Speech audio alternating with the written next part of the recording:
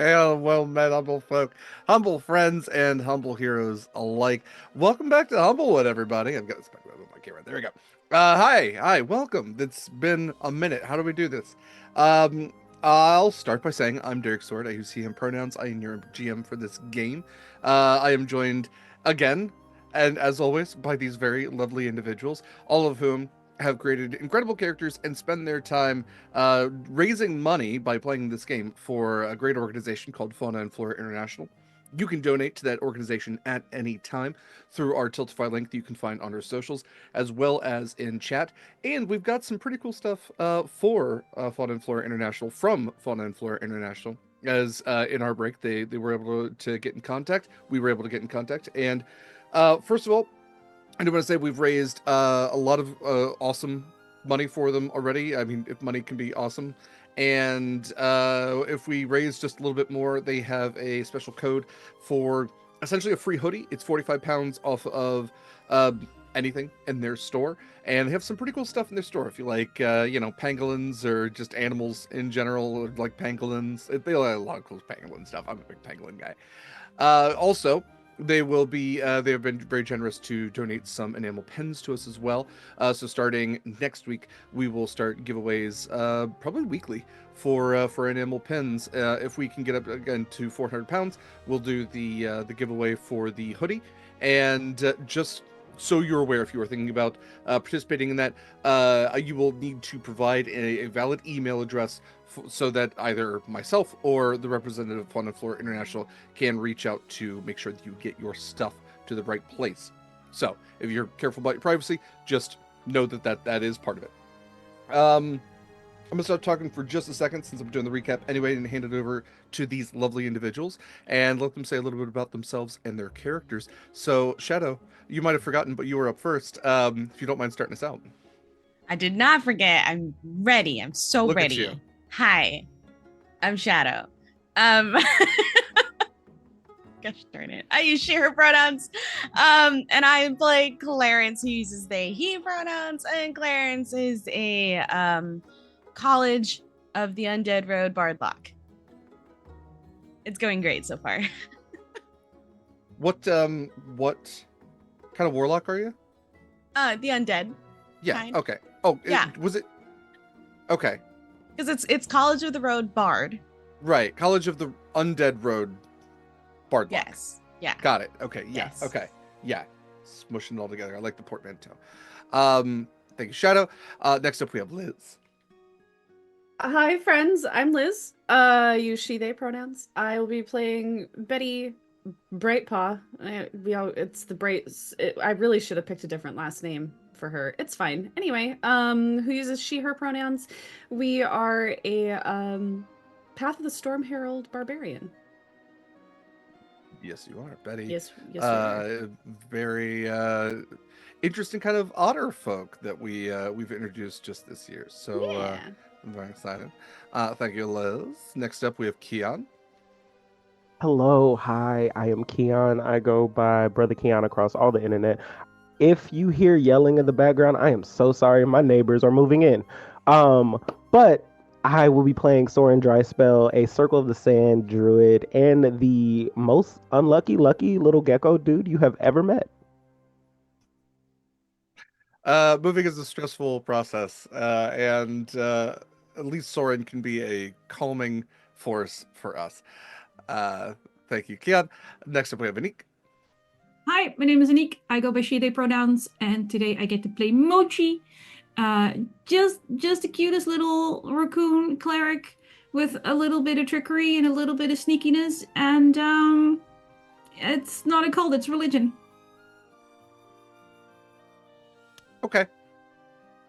Okay. Yeah, I mean, sure. Why? I'm not here to argue. Next up, we have Christian. Hey everybody, hi, my name is Christian, aka Fluffy Goomba, all over the internet. I'm a TTRPG performer, educator, and event coordinator here in the space. And this morning, I will be playing Argus Ironclaw. They are a Swiftstrig Scofflaw fighter and Bandit King. Or Mercenary King. There's a difference now. There's a difference. You rebranded. Don't forget your rebrand. Yeah. It's been a while. I forgot the rebranding. Again, Welcome back. Welcome back to the world of Everden. Welcome back to Humblewood, although we are not in Humblewood anymore, as our humble heroes have traveled far beyond the branches and leaves of their home to a distant land, continent, connected only by a very thin strip of mountainous kind of, not a peninsula, but the other one. I guess it is a peninsula. Anyway. So our party has traveled by ship, having found passage with a pirate captain. I mean, he's more of a smuggler than a pirate, but someone who at least has aligned to their goals and doesn't seem to be out for them, which is nice, as it seems like a lot of people are these days. Argus has found that his beloved Jasmine was kidnapped by a pirate king who is currently ransoming the MacGuffin that they are traveling south with to try to solve the problems of Soren's home, which has gone into some elemental turmoil. All the while, Mochi is supporting Clarence, who has made a warlock pact with a demi-lich. And Betty just seems to be along for the ride and is pretty chill about all that. And honestly, I really appreciate that kind of energy. As our party sailed south, they encountered a large series of storms, big hindrance to a lot of the other voyages or passages that they could have found otherwise. In the middle of these storms, they encountered not one but two wake worms, giant sea serpents that terrorized the Song Sea. Nevertheless, our party was successful in saving their ship from these nautical terrors and continued sailing south. At that point, their captain, Captain Atlas Fairweather, did inform them that there's a bit of a shortcut as they're trying to catch up to their pirate nemesis, and informed them that there is a reliable yet treacherous stretch of river systems that they could utilize. It is absolutely a shortcut. It's just the things they encounter along the way might not mean all the crew make it. They decided to take this risk, shortening their 2-week voyage by almost a week and a half as they travel towards the Alluran Kingdom. And that is where we find them now as they begin their voyage almost at the mouth of this river, spewing out into the ocean. It is wide enough for your ship to travel through. Let me change up a couple of things here, as it is still storming. However, it's not as heavy as you move further towards the land. As you get closer and closer to the continent of the Tango Wilds, out from the Song Sea, it is just this wide swath of green, different from the Humblewood, where the Humblewood itself is these large swaths of almost brown, the bark of all these titanic trees, just sprawling as far as the eye can see, all these homes that the humble folk have made for themselves.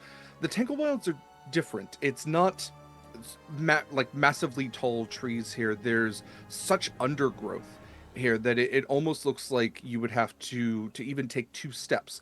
You would have to cut away for hours at the dense foliage.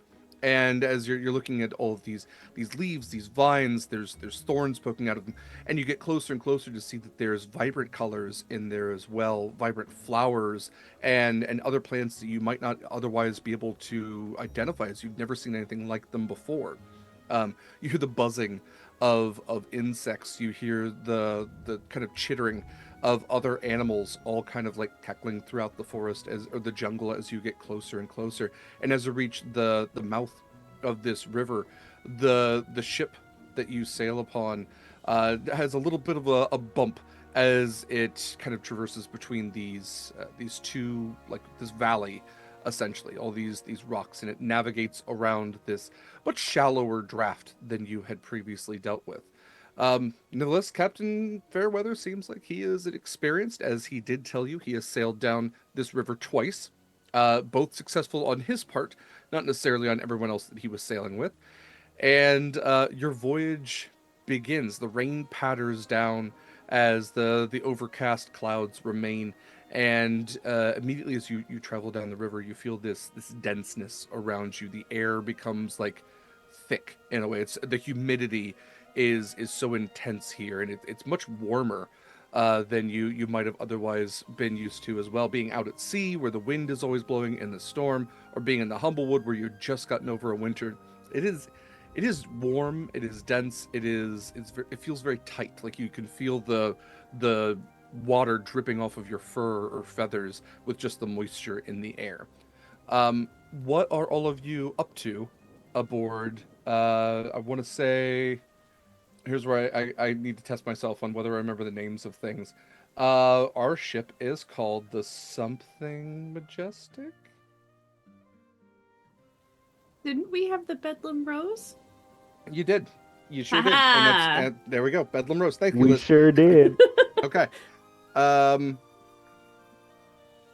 Okay. Thank you, Mitch, for that $50 donation. Hey, Mitch, I'll leave it up to you if you want to name No. a ship or if you want to give a complication. So No complications. Pick a ship name. Stop it. Name the so, ship complication. We just got back here. We just got back. So aboard the Bedlam Rose, what would all of you be up to? Argus is definitely keeping an eye out for telltale signs of bandits. Okay. At least from his region, he knows what bandit signs look like, what spots of ambush there might be. I know. Did I have like a thing? I think I had a. No, that was for travel. Think specifically. Hold on. My background feature, bounded routes is what it was, but I'm probably just using that to like try to get like as familiar with these jungles, or would still be woods technically. I'll consider them the same. I mean, Cool. if you, trees are trees. Mm. If you want to give me a perception check, especially since you know what like signs of ambush, signs of banditry look like, if you'd like to give me roll with advantage on that. Oh, sick. Roll with advantage. Love that. That is only a 15. Okay. 15, I mean, still better than average. What I will say with the 15 is sailing first into the mouth of this river here, you don't notice anything immediate. This is day one. Captain Atlas told you it would probably take about 3 days to sail through, and in those 3 days, you're cutting almost a week and a half off of your travel. Pretty good exchange. But his hesitancy was definitely something that would bring you pause, no pun intended. This is way too intense for what you're doing. As you also know that he has encountered animals, he has encountered beasts, he's encountered elementals, he has encountered something like bandits as well. However, where you are right now, you don't really see anything that would give you specifically concern about any type of banditry. In fact, it's so dense on either side, there's barely any beach to speak of. There's a little bit of mud, a little bit of dirt. I would say every now and then you see something kind of like shifting through the foliage, but it's also like much too big to be like a humanoid, and it's probably some sort of animal on the prowl. Fortunately for you, this is a very wide river, and you know that nothing is necessarily at this point has been willing to jump over onto the ship. It's probably not worth the risk for an animal just looking for an easy meal. Right, gotcha. Yeah, so that's what we'll give you for that. Cool. That's Argus. Cool. Okay. Sick. Turn off the dog. What about Betty? What would Betty be up to? As she is kind of a sea, or she's used to the water more than most of the others. Yeah, she's used to the water. Looking from like the bow of the ship into the river, would we see any? I don't want to just say creatures because obviously there's going to be creatures in the water, but like anything that looks like it could be a hostile creature. I'm not sure Betty would recognize something like piranhas in the water, but you know, like alligators, something that definitely looks big and chompy. Mm-hmm. Yeah, go ahead and give me. This could be a number of things. I mean, it's obviously perception if you're just looking out, but Betty also has experience with the waterways where you could look for signs of things. Where you could look for like survival would be if you're looking for tracks, nature, maybe if you're just like trying to see identify the fish that are actually like in the water. Um, yeah, I think those are the main three options. Okay. I think we're gonna go with perception just because that's my highest. Okay. Oh, well, I definitely needed it. That's only a 13. Okay. With a 13, you definitely can see that um, you see some fish swimming along, some fish that you might not have seen before. Mhm. You can't really tell from the water, right? From where you are, almost like 10, 15 feet up, looking down through this kind of murky river water. Okay, so it's You not can even see that clear there, water. Okay. yeah, it's kind of swampy where you are, right? And because of the draft of the ship, it's definitely kicking up silt as it moves Okay. along. You know, you have definitely released some of the bilge to give the ship a little bit of a higher draft so that it can sail through these lower, banked rivers and kind of navigate around. You know that a bunch of the sails have been reefed to make sure that, you're not going to slam into the side of a cliff. Right. Um, but yeah, you can see that there are schools of fish, smaller fish. There's a lot of them. What I will give you as far as like crocodiles, alligators, anything like that, you definitely do spot something that looks a lot like a log until it blinks, and then yes, you do notice that there are probably crocodiles in these Okay. waters. It may or may not be infested if you want to consider it that, but you do Okay. spot more than one. Okay, so Betty's definitely not going swimming. We were gonna go swimming and see if we could find a fancy rock, but we're definitely not gonna do that. Okay. Um, so I think in that case, maybe we will maybe trawl one of our nets and see if we can pull up any interesting, unique fish. Sure. Okay. Something Go that ahead and give me might a fishing check. may or may not be edible. But we'll see. We'll cross that bridge when we get to it, I guess. Hmm. What is it? Athletics? Is that what we decided on for that? This could be athletics, yeah. Again, because you're using the tools, it gives you the Mhm. proficiency bonus again. So this could be athletics, it could be survival too, because fishing is often a survival activity. Oh, I see, I see.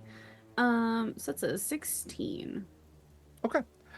So Betty, you kind of toss your net overboard, the line firmly in hand, and give it a little bit of time, reel it back up, and you note that you have caught.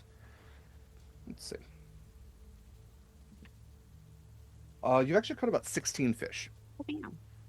So they're all, as you pull the net back up, it's flopping all over the place. There's water being splashed everywhere. It's already raining anyway, but you pull it on deck, and what you're eyeing over these fish. What's your first move here?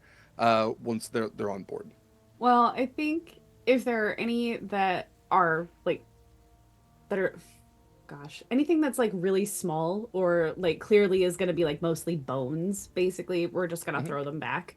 But anything that looks big enough to be worth taking the time to flay, I guess, Hmm. um, she'll probably see if we can find someone else to identify them if we don't recognize them immediately as being like an There's edible thing. Yeah, there's definitely some more like tropical looking fish, some Hmm. very like brightly colored ones that look like they would probably have, some sort of white meat. I see a couple of river trout in there, but there are a couple of them that have like these like underbites to them and like these spines on the back of them. They're Oh, kind of just they're kind of gross just to look at in the first place. And as you throw them go back. to throw them back, I will need a Back. dexterity saving throw from you, Oh please. no. Oh gosh. Stabbed by a fish. Oh, and of course, of course. It's a 7. Okay. So Betty, as you stick your hand in the net, you notice there are a number of these things, and they all just like it's like an activation as you stick your hand in. They all start flapping their fins and everything towards you. You are going to take what is that? 12 points of piercing damage, as this is a swarm of quippers, which is Okay. the D&D equivalent of piranha, and Nice. you watch as they like try to just literally take you to the bone on your hands, and you're able to rip it away after a couple of moments.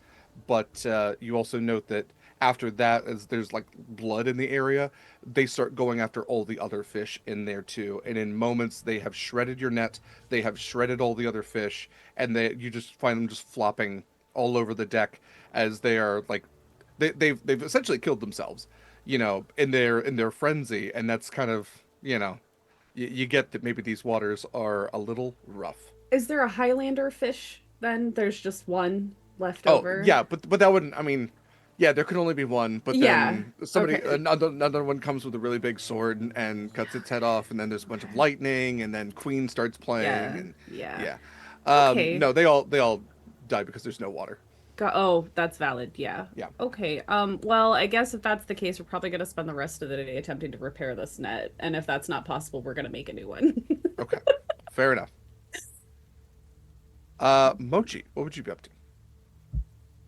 Well, step one, go over and cast healing word on Betty. She's bleeding all over the boat. Mm-hmm. Yeah. You watch just like it's Uh, like draining off the side of the ship. Gross. So let's see. We'll even upcast it a little bit because it looks nasty. So Betty, um, maybe when we go fishing, we try not to end up with a bone showing.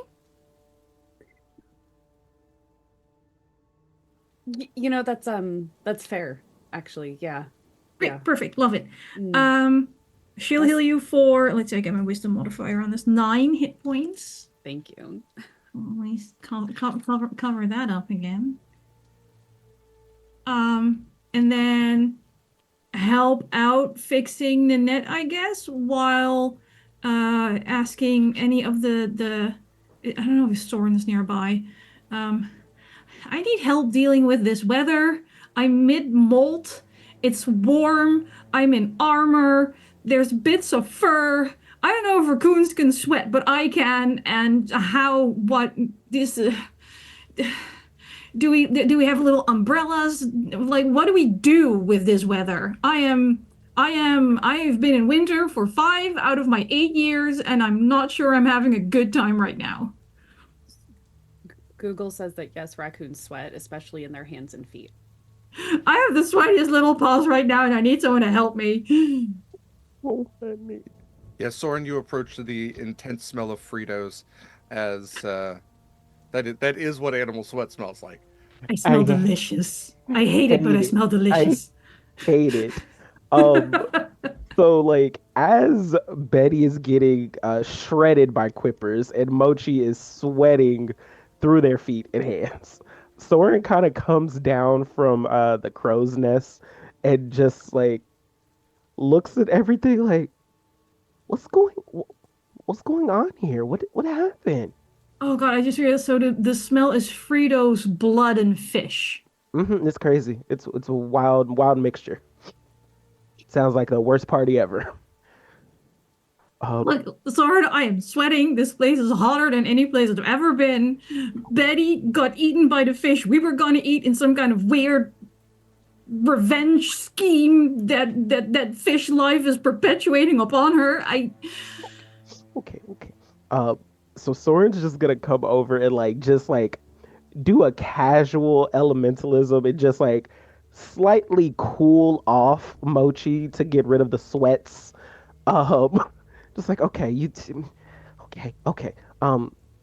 So stay inside. I think if you stay out here, it's a little bit more humid. I know you might also want to remove a layer of the coat. You don't need that right now. It's gonna make you hotter.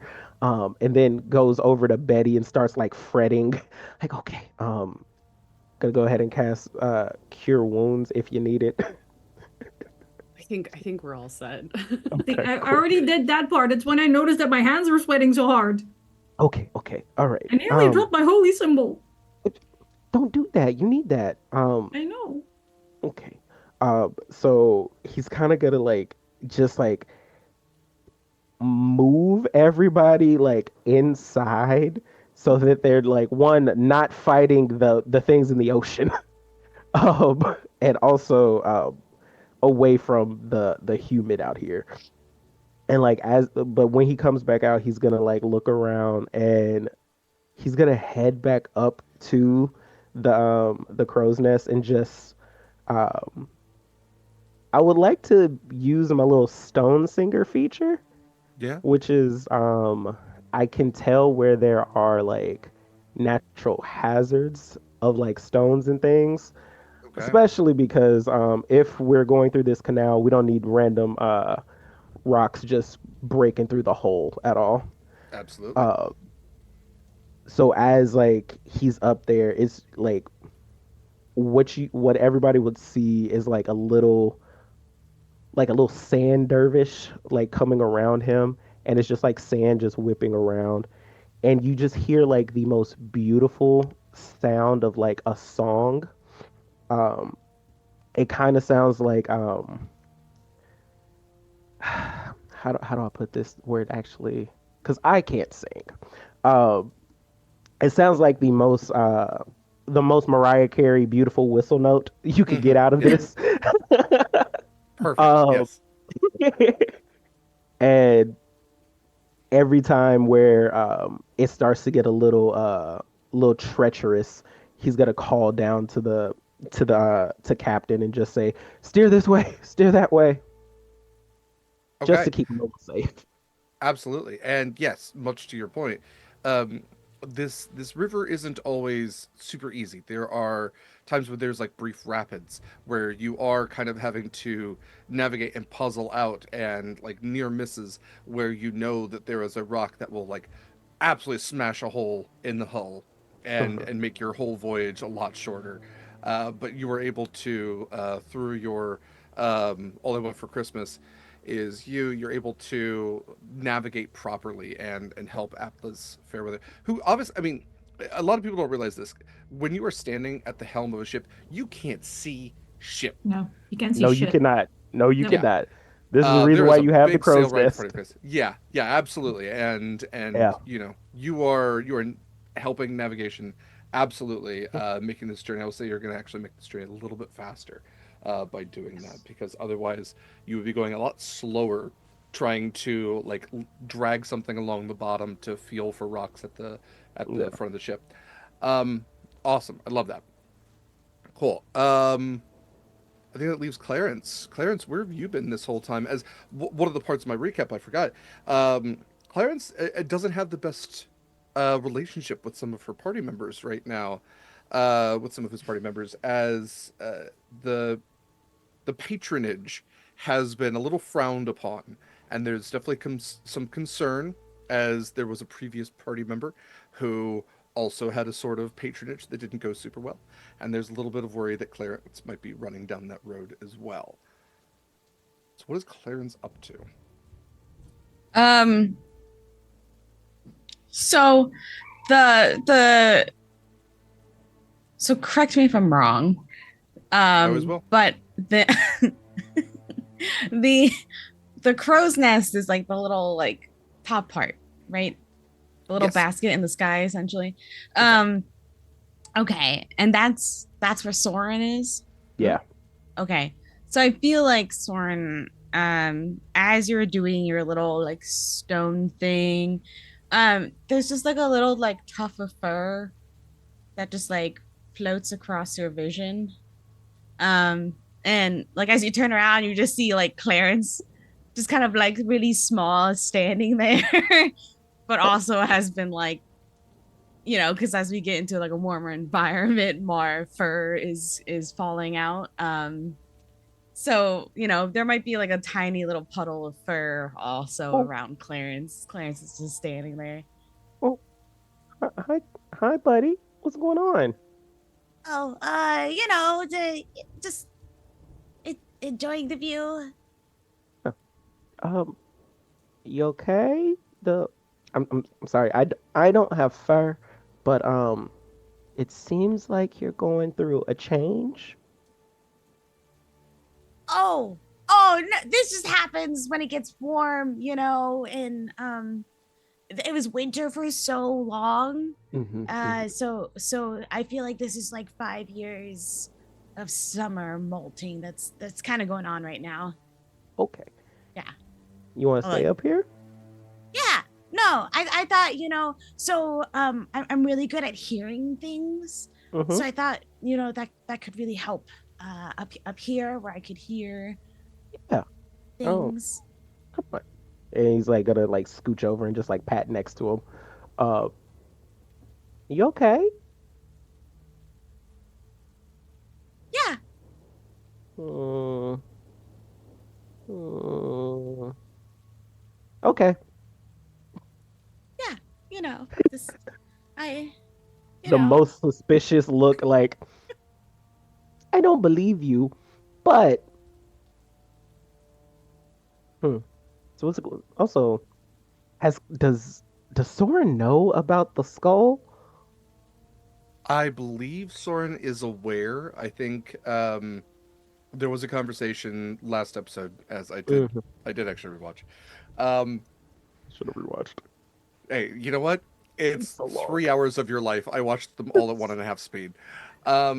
But I believe there was a conversation that Soren had with Mochi, and I believe Betty was involved as well. I think everyone's generally aware that Clarence has a friend. I think there was some confusion on Soren's part that Clarence found this friend in a vault and has been carrying this friend around with him the whole time.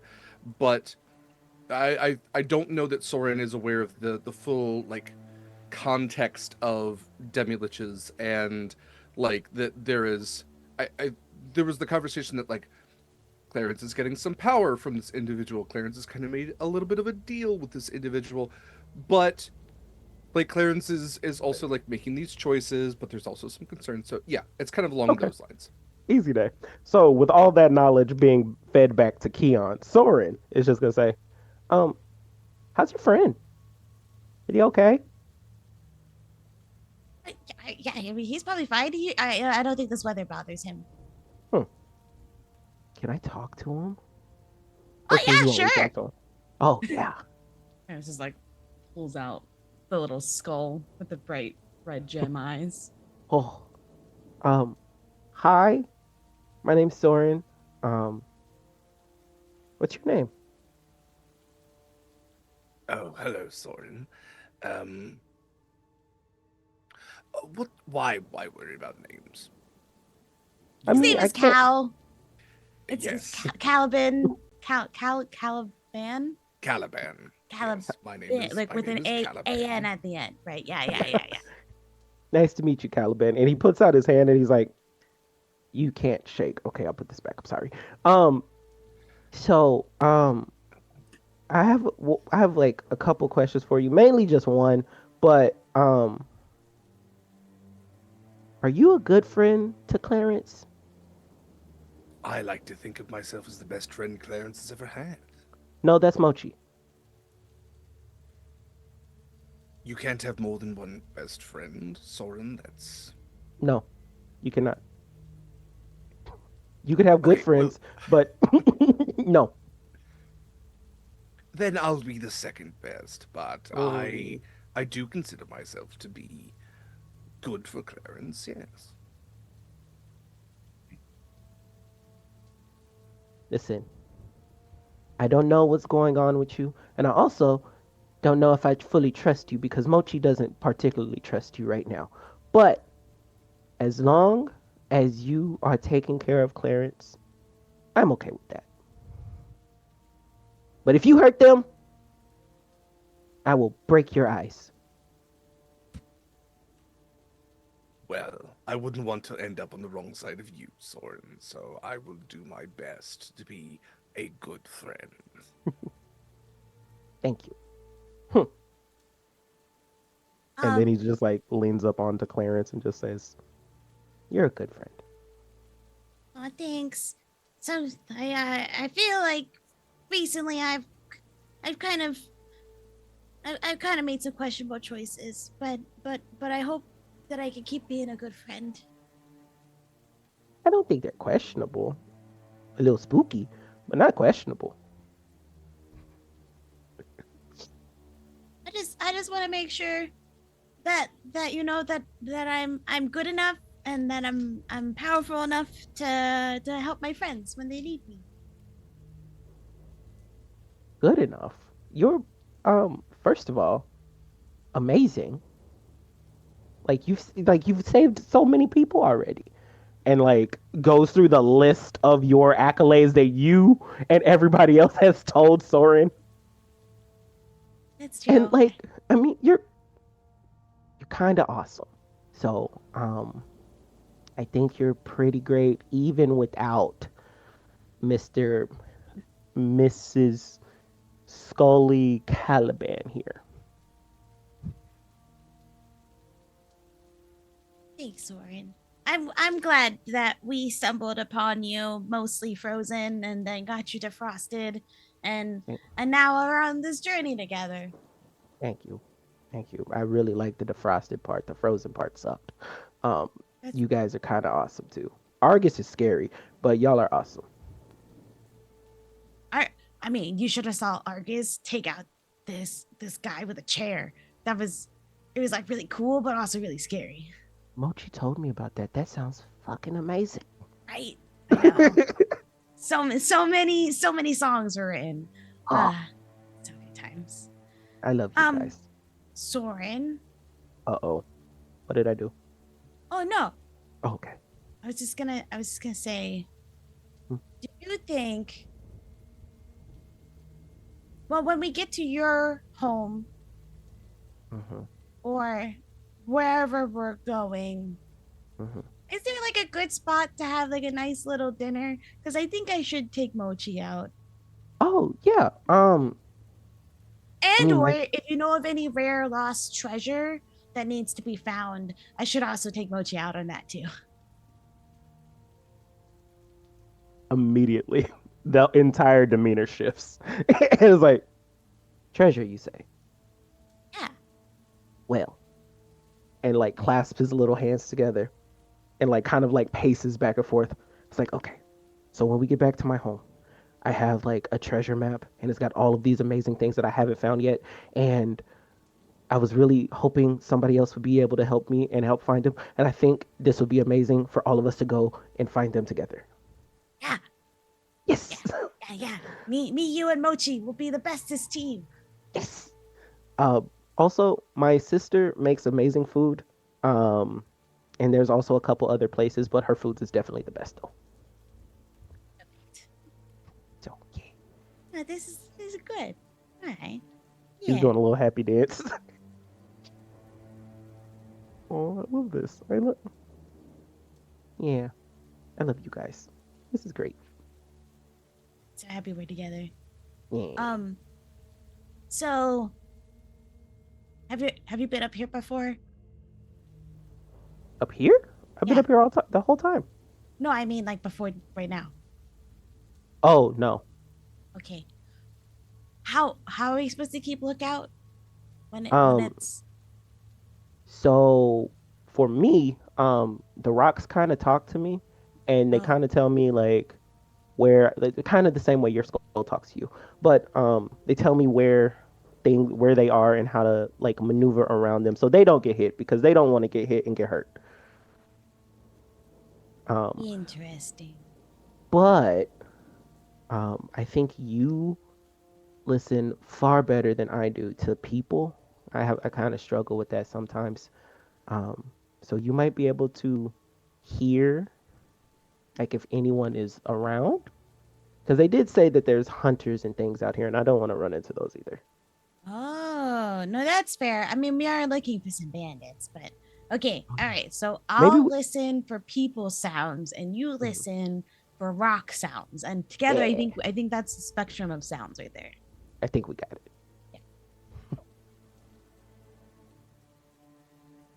Okay, so Clarence, then give me a perception check. Okay. And because of my giant ears, I'm going to make this with advantage.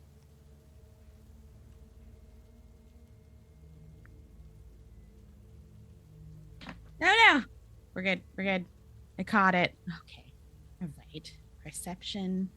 That was that's gonna be a 14. Okay. Whatever answer I'm going to give you is not as dramatic as that dice roll. That was a lot happened just then. It started to roll off the table, but I'm glad you caught it. No, pin the needles there. Okay, so with a 14, this is day one. There's a lot of rain sound everywhere, which kind of like drowns out that white noise drowns out the noise of everything else. You're still able to pick up on again. There's things moving through the foliage. There's big things moving through the foliage. You can hear animal sounds that you have never heard before, but you can at least identify them as animal sounds, right? It's not speech. It's not it's not like there's no language structure to it necessarily. Um, I'm still confused as to whether there's birds in this world or not, and what implications that has. So I'm not gonna confidently say that there's bird noises, but there's No Pluto definitely like situation. No, like the Pluto and Goofy situations here. it's a Pluto Goofy No pet for situation, the pet. absolutely. Alright. But There's a yeah, reason no one was allowed to be a lycanthrope. yes, yeah, that Yeah. also has some connotations to it. It's like, oh, you're gonna turn into a wild animal. We just turn Okay. into a human. Yeah, exactly. Yeah, all the fur, all the feathers fall off. You're like, hi, my name's Dave. Yeah. I'm an IT. So you can pick up on all the noises sound of like the ship moving through the river, some splashing here and there. Again, a lot of animal noises. It's as the day is kind of ending and like night is falling, that's when you start to pick up on stuff far, far away. And you're not sure exactly what it is, but it definitely doesn't sound like anything that you might have heard before. And what it sounds like is it sounds like a horn being blown. Maybe like a war horn, maybe. It's really Okay. far off. And it's really, it's really drowned out by the rain. But for just a second, you hear something that kind of cuts through this kind of noise that you're not sure if you heard it at all.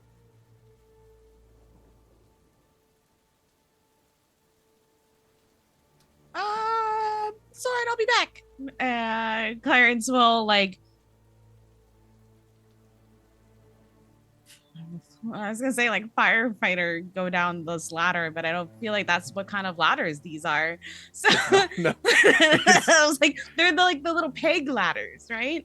And part of it is mast and like the Yeah. rope ladders. Yeah, Yeah. there's the rope webbing, which is part of it. Yeah. Please don't slide down the mast. Yeah, That is no, very that's- splintery. No. Yeah. You were able to navigate your Yeah. way down as quickly Yeah. as possible without Right. like. There's a part of where like Clarence is like, oh, I know if you like slide a knife into the sails, you can just slide down, and Not the sails. it doesn't work like that. Yeah. If What's only. going on? Clarence is gone. Sorry. Yeah. Yeah, I Just shouting figured that it's down. very. What happened? Clarence is gonna go. What was gonna go find the captain? I feel like they get to the door and then they Mhm. stop and then they turn around and then they go find Argus instead.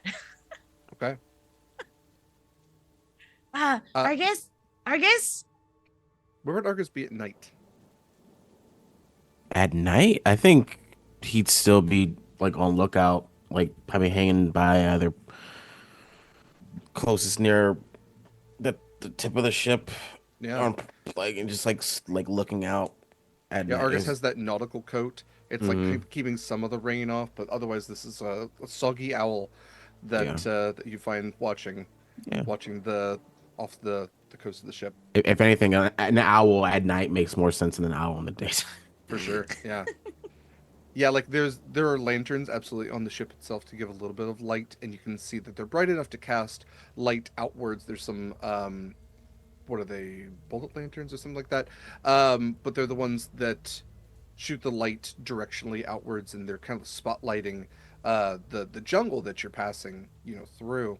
And as you approach Argus, you can see there's eye shine, kind of like glancing off of his eyes that give him an ethereal sort of look. Oh, Argus. So, do bandits have horns? Like the musical horn? Looking musical horn. I mean, they can use it to call for reinforcements and backup. Yeah, call for aid. So Mm. the there's a horn sounding. It's far away right now, but I heard it. How far? Pretty far. Well, if we didn't hear it, or if the whole ship didn't hear it, then it might not be for us, or a lookout has found our ship and has informed other people. So if it wasn't for us to hear, it was for someone else to hear. So we should prepare. Yes. Okay. I'll go inform the others. Good job. I'll keep a lookout. Clarence, like, a little too happily hops off. We'll find everybody. Betty, prepare for war. I mean, battle. I mean, just prepare. Battle war. I think as you're walking up to Betty, Mochi's still next to Betty and just going. And this one time, Clarence got up on this stage and just went "Brr!" and did just the most amazing music. Oh, hi, Clarence. Hi, Mochi. Clarence comes up like a kid with way too much sugar, eyes bloodshot in the night. Prepare for war! Bouncing. Do you on mean their actual feet. war or war games, or who are we fighting? I heard a horn sounding in like the very, very, very distant distance. And we don't know. It's possible somebody saw us and is informing other people about us. We don't know if they're like the bandits or not. Land war, water war, air war. Oh, I didn't put my ballista together yet. Well, can we build it right now? You have a ballista? Yes. That's the proper response. I just Clarence imagine. knows. I started making this ballista in season 1, so Clara knows about the ballista. I just imagine Mochi with pieces of a ballista like strapped to her back instead of a backpack, It's and just dragging- like carrying this. Dragging pieces of a siege engine all around everywhere. Yeah. I mean, you're not entirely wrong considering what I have in my bag. I guess it's more of like a shoulder-mounted ballista type thing. Let's find out what we're fighting first. So, would you want to assemble it now, though? Probably up on deck because I can't shoot through the ceiling, or at least I'm not allowed to shoot through the ceiling. Yeah, that's probably a bad idea on a ship. Yes, so I'd probably put it up like on the railing somewhere. Yeah. Yeah. I can help you if you. Cool. Yeah, that'd be great. Okay. I feel like Yeah. they both go hopping off a little too. Yep. Off to commit war crimes again. Betty's face is my face, just kind of like standing there, soaking in the conversation, just like looking around and like, yeah, nodding. Okay, sounds right. And then they wander off, and she's like, well, all right. Okay. It's also one of those. I guess I'm glad they're on my side. Yeah, oh, for sure. For sure. I'd rather be on your side than against you, for sure. La la la la la. Mochi, once Clarence and Mochi are alone, so I wanted to tell you that I got some dirt on some secret hidden treasure that hasn't been discovered yet. And I would love to take you along and go and find it. That sounds awesome. Yeah. Like a We also have to buddy take adventure Soren. again. Because Soren has the map. Okay, that works. Yeah. My player forgot I've already told you this, but I had to do ascending for Argus, and I have a little bit more dirt on him and Jasmine because it's the whole he did call her his wife thing, and we were gonna plan like a surprise honeymoon thing when we rescue her. I have some ideas that we have to talk about. Okay. I should get working on an arrangement. Yes, exactly. Okay. Also, Should probably fight first, right? yeah, we should probably do that first. But Yeah. also wait. Mochi, hold still for a second. And then Clarence just like pulls out a tuft of the fur that's like not It's- fully fallen out. Oh, it's just everywhere. I know. It's only gonna keep Here. getting hotter. Let me just look. Yeah, Thanks. I've We'll been find a use for using this. create water to cool down. Ah, that's resourceful.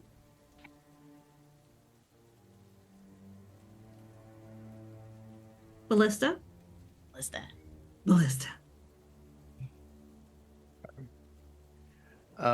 So as the night goes on and Clarence and Mochi bond over siegecraft, are any of you not getting rest? I know Argus was keeping watch. I want to see how, like, if Argus was going to get rested at some point, or if like the watch is going to continue on through the night. I mean, he'll keep watch, and then he'll ask his newly contracted ward. Sure, Okay. Ward I don't works, think- yeah. You're Ward? adopting her. I'm not we adopting. need to have a word, not a ward. Hey, a word. hey, Associate. associate. There's the word. Associate. Associate's the word. Employee, not child. Yes. Exactly. Thank you. I'm like, I'm thinking of Batman and Robin. I'm like, that's the word. No. No. Hey, I would rather have an assassin work for me than anywhere else. You want an assassin for a child? That's amazing. Yeah, I mean, hey, Damian Wayne exists. Hey, That's not that's forget. true. I forget. But just Swords like, Robin. but ask them to keep watch when I'm done with watch. Sure. So as your watch ends and you go back to your quarters, Lorelei has her feet kicked up over the bag of holding where the Borealis has been stored inside. Oh, done being soaked in the rain then? No, well, I need you to replace me. I'm gonna get some rest. I can't really be tired when I know that there are my enemies out there. Okay. This is fucking bullshit, but whatever. She's putting up her hood. She's going out there. Nothing. Remember, this is all for an eternal contract with my kingdom. So Yeah, I get it. Okay. And she's like she walks past like where the light is. It's almost like hard to see her. How well her feathers, her clothing, everything is just absorbed into the night. I think just like as they walk by, it's like the sooner you see something, the sooner you can get out of the rain. Oh, Derek. Mm-hmm. I know we're not off the ship yet, but when we leveled up, I did already mark my sleight of hand expertise I'm getting from my coin game with Lorelei. Is that okay, or should I wait? I'm okay with that. Okay, good. Thank you. Thank you. Soren, were you keeping a watch all night, or were you also getting rest? I just want to know if anyone's not gonna get their 6 to 8 hours. Soren had intended to stay up the entire time. However, he may have fallen asleep up on the crow's nest. Okay. Yes. He's just like, Just a pool. Lulled himself to sleep. yeah. Yeah, you don't want to sleep like that when it's raining. That's how chickens die. No. Fair enough. I think the DM just called you a chicken. Hey. Is that a niche story? Is that something I ever heard as a kid? Is that chickens are so dumb that they stare up at the rain and then like they drown because they don't know to I've like heard close that.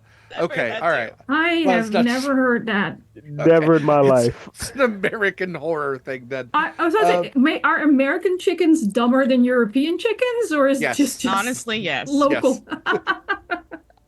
Yeah, that's fair. Yeah, you don't have. If you could start with our American dumber, yes, yeah. Unfortunately, our chicken education system is crap. Oh, it all went wrong when you did the whole no chicken left behind thing, you know? Oh, we have half an hour till break. Okay, so night falls. You missed us. Remember that. I'm so badly. Night falls and Currently the struggling to jungle remember why he missed us, but he did. comes alive with like all the sounds that you heard during the day are further amplified. just like all the insects now are fully awake with whatever cacophony they seem to be creating. All the animals seem to be awake. You hear periodically, if you are sleeping or awake, you might be startled awake if you are asleep, by the screaming of some sort of animal that has fallen prey to something much larger. And there's some noises then that also kind of sound like screams that might just be the normal sounds that animals make.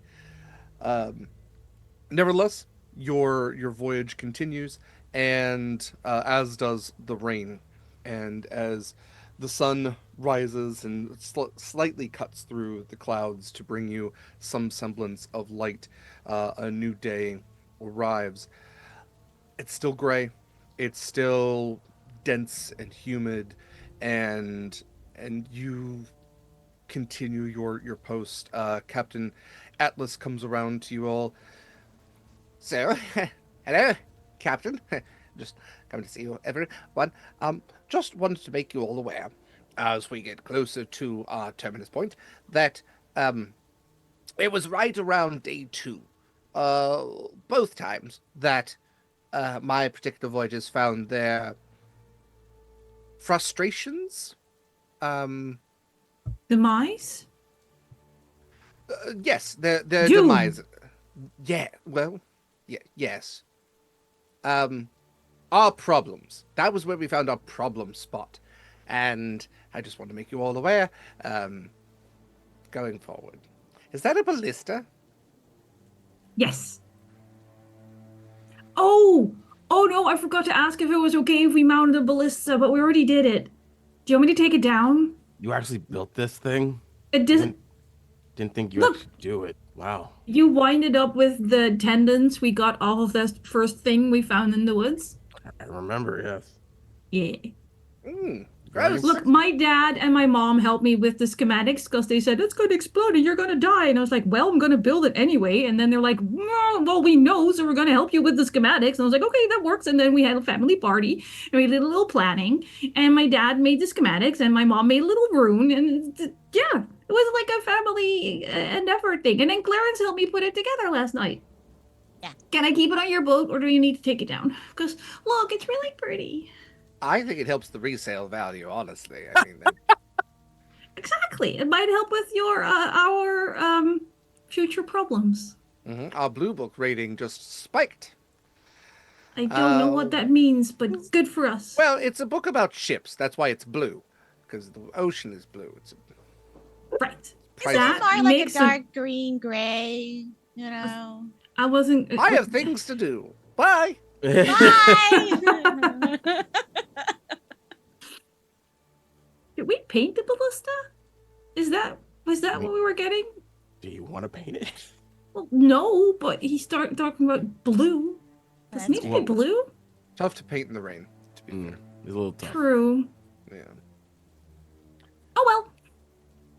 So, as day 2 begins, and you have been made aware that this is where you reach the problem spot, what preparations would you all like to take as we get towards that, like, he's even shown you on the map that this is where, you reach a certain point where cliff sides start to rise up and you start to sail almost through a canyon. And that canyon has typically been this choke point for bandits or creatures or various different things. It's never the same thing. Well, he sailed through twice, but stories say it's never always the same thing. That sentence almost made sense. But you know that this is where if you're going to encounter something, it's going to be soon. What preparations would you like to make?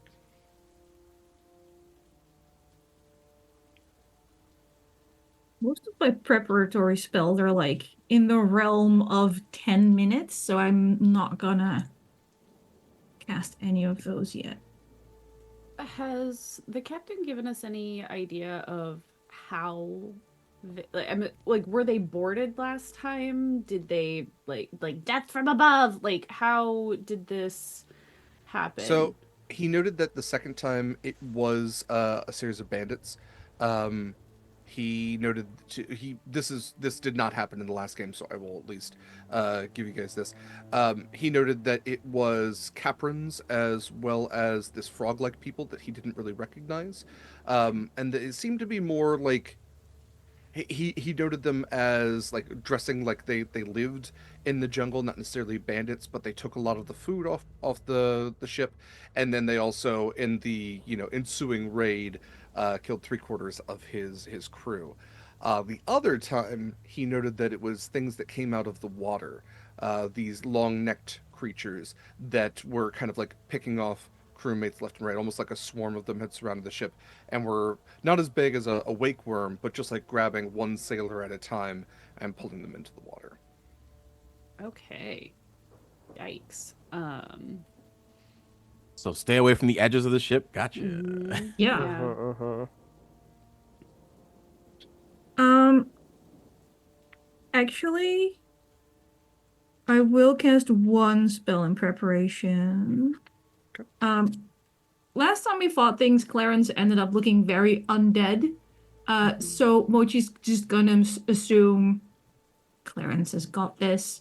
Argus, perfectly fine. Soren, talking to rocks and made of sand, also good. Mochi kind of feels like Betty is here because of Mochi. And could absolutely not deal with if anything happened to it. Like the rest sort of kind of knew what they were getting into. Betty just sort of went, "Hey, sounds fun. I'll join." And now there's danger. So Mochi's just gonna amble over to Betty and just put a paw on you, and he's going, "You know what? Whatever happens, I'm sure Hath will look after you, and put a death ward on you, because this isn't happening to me again." Oh, okay. Well, thank you. Yeah. And I'm sure Hath will look after me as well. So no, not a death ward on me, just on Betty, because we knew what we were doing. And I'm not sure Betty knew what she was getting into. So I just feel so bad for her. He's just along for the ride. Yeah, so death ward on Betty. Add that to my sheet so I don't forget. Thank you. And everything else is like I said, 10 minutes or something. So we'll wait until contact. Got it. Do any of those. I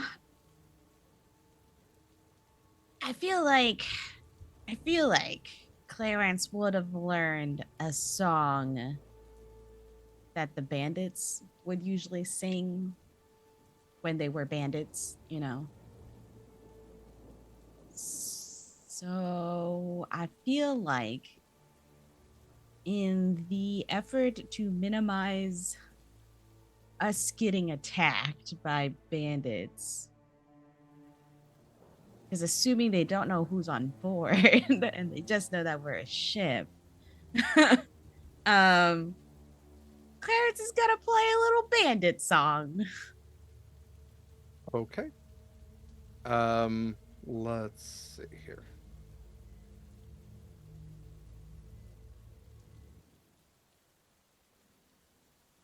Well, so as through the rain, Clarence, where are you posting up on the ship?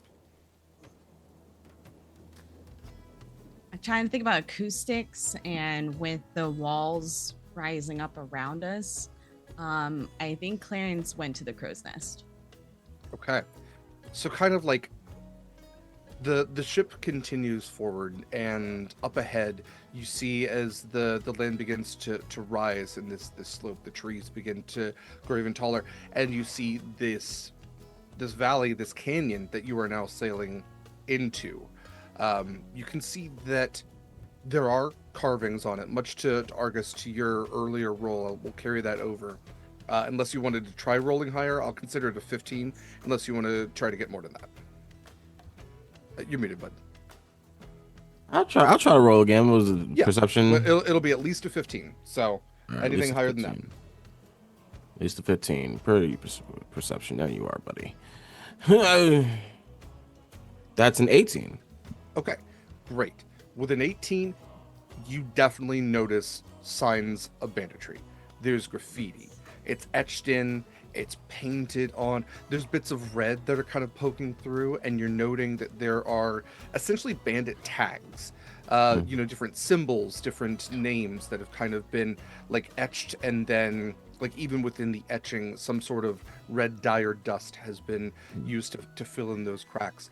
And you note that they're actually carved into these otherwise very ancient looking carvings, that perhaps like this canyon was part of some much older civilization that has kind of become overgrown. So you can't really tell what was originally there. But Okay. You said I remember this from way back. You said that some of my people from my mountain moved down here. Do I see any symbols of that here? Yeah. So there is one symbol that sticks out, because there's a lot of like people you don't recognize, individuals, small time bandits. They may not even be alive still at this point. Right. But there is one symbol that kind of catches your eye that's higher than all the others, and it is the symbol of a battle axe crossed with a scimitar. It is the symbol of the Dawnfall clan, who were your family's biggest rivals and were one of the 2 defectors when you took the mercenary throne. Well, what's the clan name again? Dawnfall. They are a Gallus family. They're like rooster folk.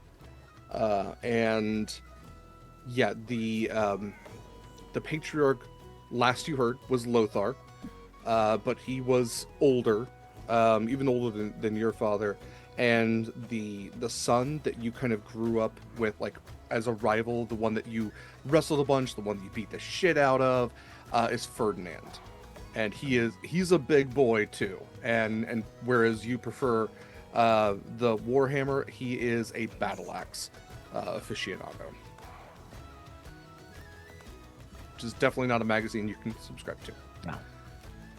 No. So you do note that. And in addition to all this like upbeat music now that is now echoing through the canyon, as Clarence's like little ghost band has kind of lined themselves up along the mizzen mast and are all kind of like, singing along, chanting along, and this music is echoing downwards back at you. It's creating almost this cannonade sort of effect to it.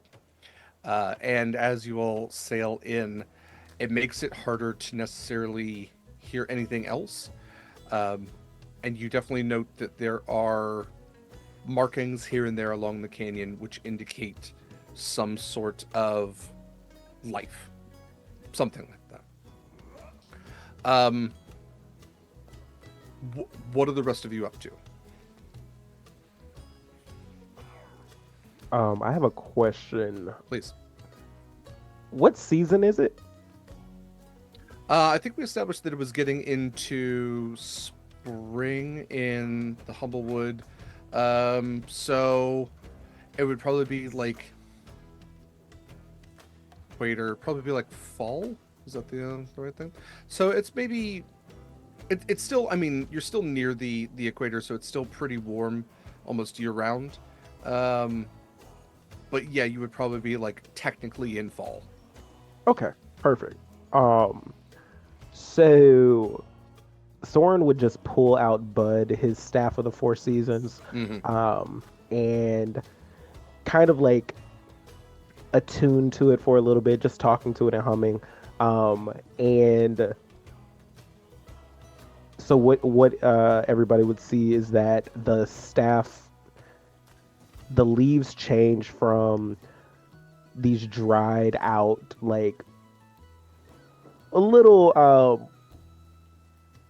autumnal foliage, and they start to like spring back to life and come back.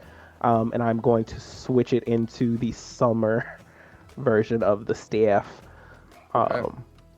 And also, real quick, I would like to give a nice little ritualistic water walk, just in case.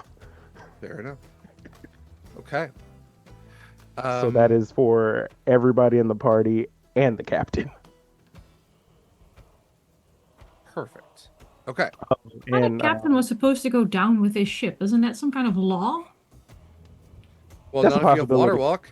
Yeah. And also, the ward of Argus. Yes, Argus's employee daughter. Yeah. Okay. Oh man, Jasmine's gonna have a field day when she hears she's stepmom. Yeah. This is our killer, stepdaughter. Okay. So, Clarence jauntily playing Two Pirate Cove, provided by Epidemic Sound. Clarence, I am going to need a perception check from you at disadvantage. Okay.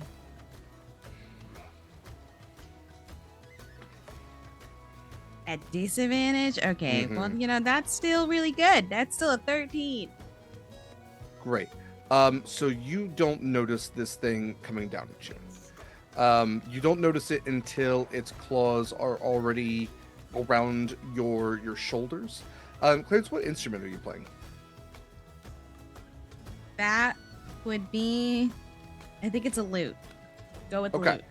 So everyone else would hear the music just stop. As and maybe like the strum of a lute, just it's like as maybe even one of the strings snap. As Clarence, you feel these massive claws wrap around your shoulders, and as you look up, you look up, see a huge sized pteranodon attempting to lift you from the crow's nest and carry you off. I will need a dexterity saving throw at disadvantage. Okie dokie. Alrighty. I do have lucky feet. That's good. So at disadvantage? Okay, wow. Okay, dice. We don't need to do this right now. Where's my saving throw? See, oh my god. Okay. That's a 21. Okay. With a 21, you were able to break free, and this Quetzalcoatlus is going to, its claws are going to rake you for 2d6. Okay. So that is 11 points of slashing damage on you. And you look up to see this elongated beak, this crested head, these leathery wings, and this thing looks down and kind of squawks at you. And as you're now looking up, you see that this thing is accompanied by swarms of smaller pteranodons that seem to be descending from the sides of this canyon, almost like bats hanging. And you notice their brown exterior, as they open their wings, have this like phosphorescent looking blue interior that now kind of illuminates them to you as the darkness of the clouds, the darkness of the canyon kind of casts this shadow, and you realize part of that shadow is the sheer amount of pteranodons swarming at you. I will need everyone to roll for initiative. 10. Derek, I do have a quick question. Please. So remember that one time I got like that magical uppies from Cal, and then you said that my max hit points was reduced by 10? Yeah. So with our level up, I got more hit points. Am I still at what that original max was, or am I still just minus 10? It's just minus 10. Okay, that's good. Thanks. Now my dice hate me. Time to switch dice. Just saying. Okay. Let's see here. So, what did anybody go 20 or above? Liz, what'd you get? I gotta find my thing. 21. 21, very nice. That's Betty. What about anywhere between a 15 and a 20? Mochi, what did Mochi get? 19, thanks to the Very Sentinel nice. Shield. Oh, yes. All right, what about... Mochi 10 is just 15? oblivious, and the shield just sort of goes, excuse me, ma'am. 16 for me. Eric. 16, very nice.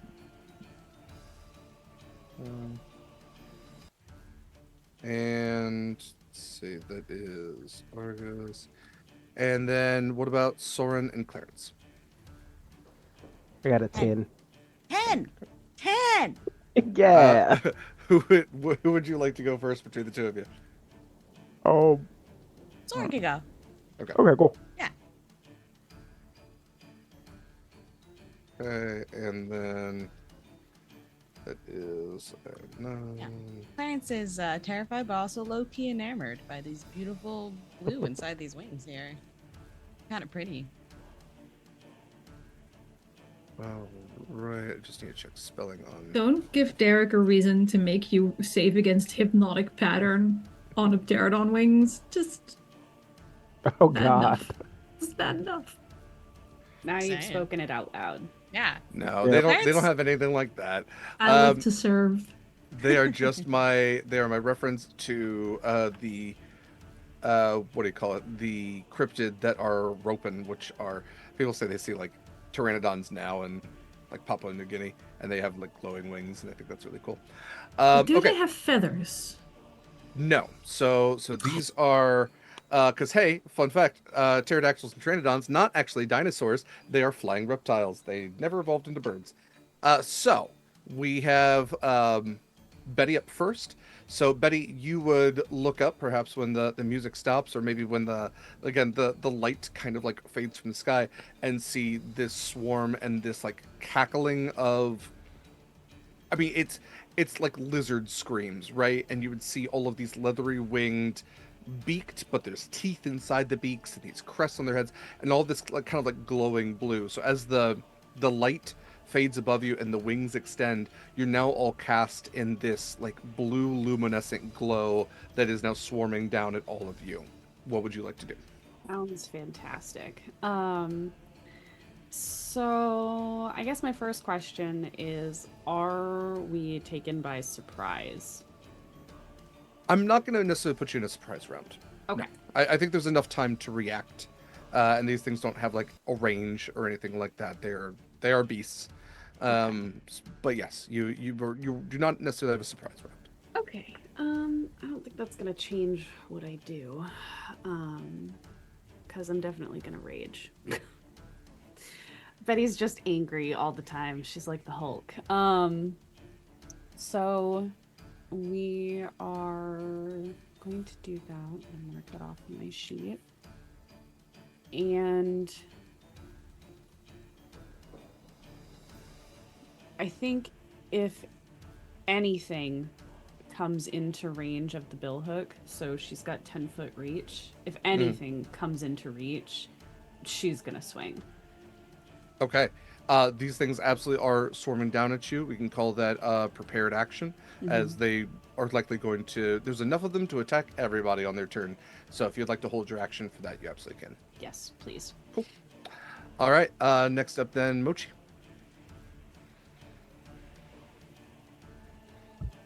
How close is the swarm to Mochi if Mochi's on deck? How I ask tall- for spell targeting purposes. Yeah.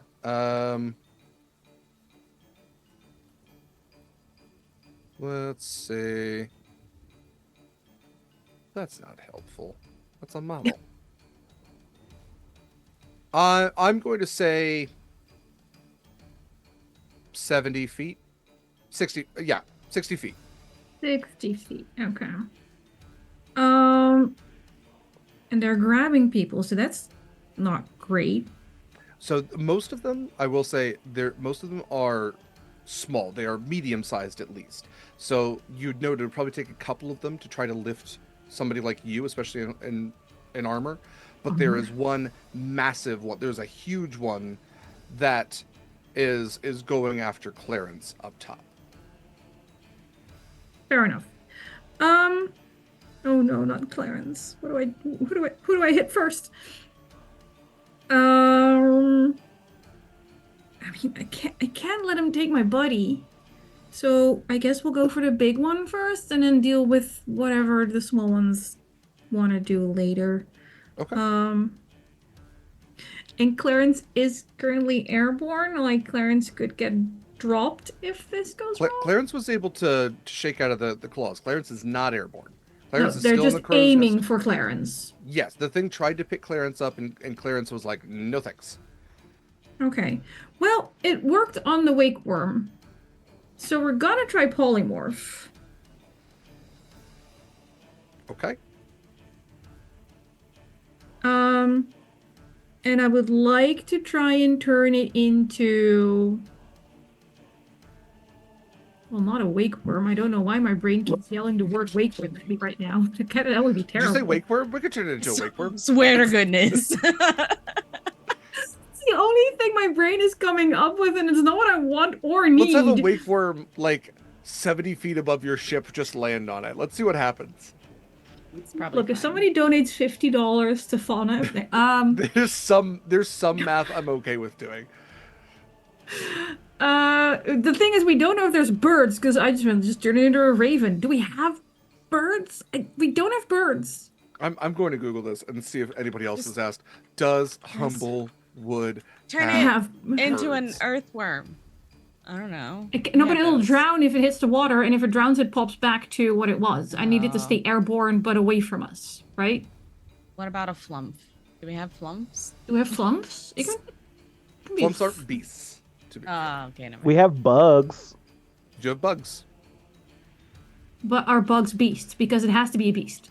Bugs are beasts. Yeah. Oh, great. Turn it into firefly. Cute little Okay. firefly. Get a little So fly, let me fly. see how big fireflies are, because bugs are massive in this. Oh, that's right. Jesus God. Oh, scheitze. A massive firefly. It's probably fine. It's probably fine. Don't worry about it. It's fine. Yeah. Look, the swarm is making it shadowy, so we'll be fighting by daylight again.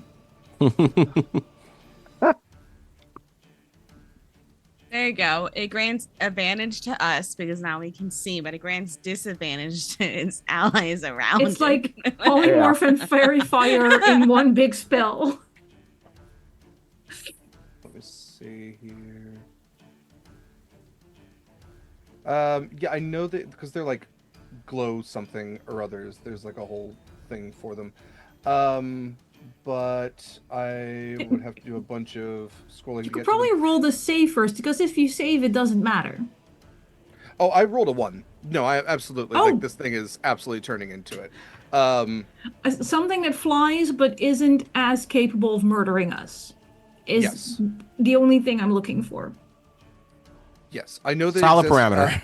I am fairly certain that the glow bugs, glow worms, whatever, are innocuous. Like they're used even in the Alderheart just as a light source. They just Yeah, keep them in like the little things we jars. hang in the tree. Yes. So what I'm going to say is like this thing, while it's already glowing with this blue light, again, you have like this blue luminescence that's kind of illuminating everything. This Quetzalcoatlus just like absolutely just snap of the fingers shrinks. It's almost like the air pops around it as it is displaced inwards.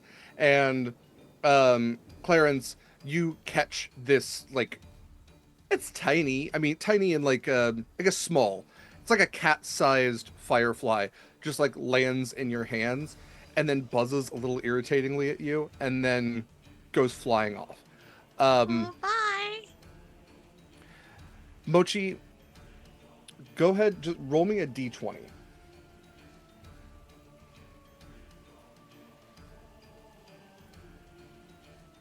Five. I don't Okay. know if that's good or bad. I was just gonna consider the luck roll. With a 5. I have rerolls if it needs to be higher. If you would like to do a reroll for this, Let's this do a could- reroll for this because Okay. I don't like your face right now. Okay, 5's pretty low for luck. I That's I all I don't know like your it's luck. face right now. It That's could- fine. I would agree with that. Oh, there you go. That's a 15. That's better for luck. I'll mark off one of my advantages, shall I? Yes, thank you. I appreciate the passive aggressive tone there. It's my favorite tone. Okay. I'm going to double check here as I did find what I was trying to find, but what I'm going to say is with a 15, you will only have one more turn of Pteranodons to deal with as the Firefly goes to fly off. Most of the other Pteranodons seem to be following it. This was this was its Tour leader? guide? Yeah, tour guide. Yeah, that's the word I was looking for. Thanks, Anniek. Okay, so Talk so about just passive aggressive tones. Thanks, in Nick. case we have to know in the future, there are bluebies, which this thing did not turn into a bluebee, and there are dusktails. which these are mostly just a nuisance. Otherwise, dark magic can swarm them, make them swarm into an actual like terrifying thing. But I'm gonna say it turned in neither of those turned into just like big old glow bug. So yes, one more turn order to deal with the Pteranodons. Otherwise, they are flying off. They're seeing if they can get any sort of food or anything off of all of you. So let's go ahead and go to Argus then. The Pteranodons are swarming down at you. You have watched as the main one has been polymorphed and is flying away. What would you like to do? That changes some things on my plan. Let's see. Can I? What does? I had to look at my weapon again because it's specific. It's one charge. How many in this swarm, or is it just a swarm that like? It's the hundreds. Yeah, hundreds. It acts as a singular swarm.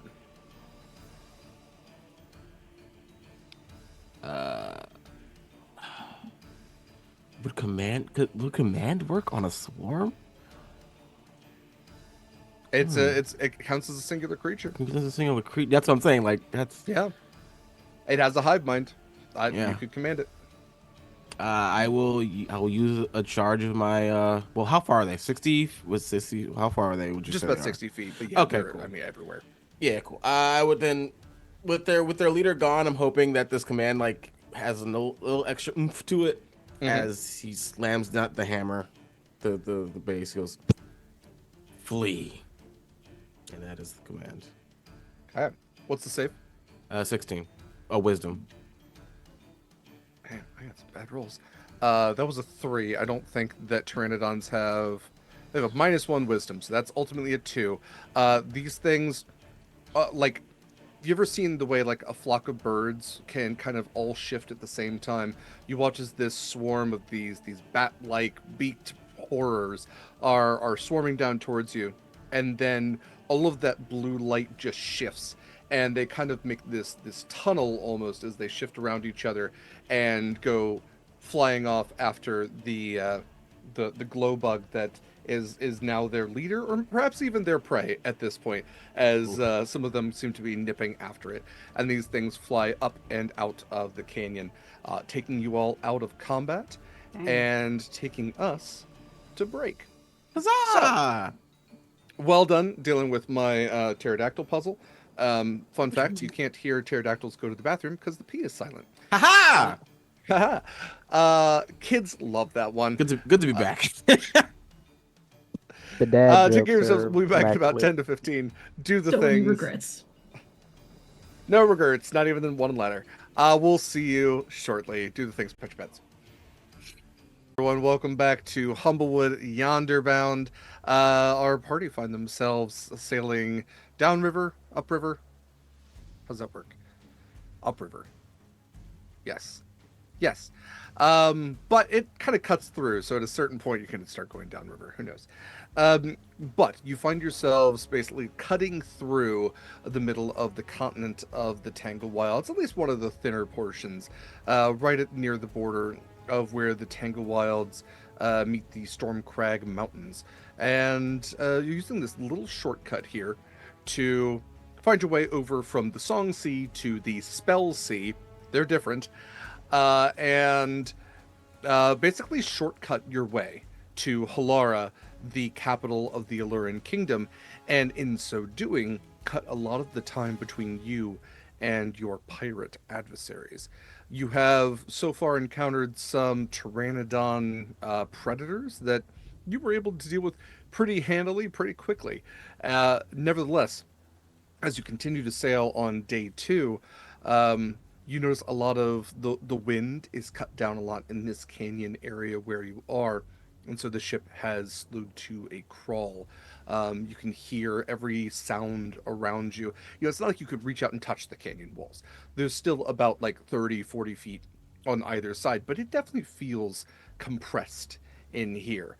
And the sounds are amplified, are echoed all around. You can even see with the light kind of casting down, cast upwards, that like really cool water pattern onto the walls of the canyons and some of the darker spots where the light kind of is magnified through the clouds.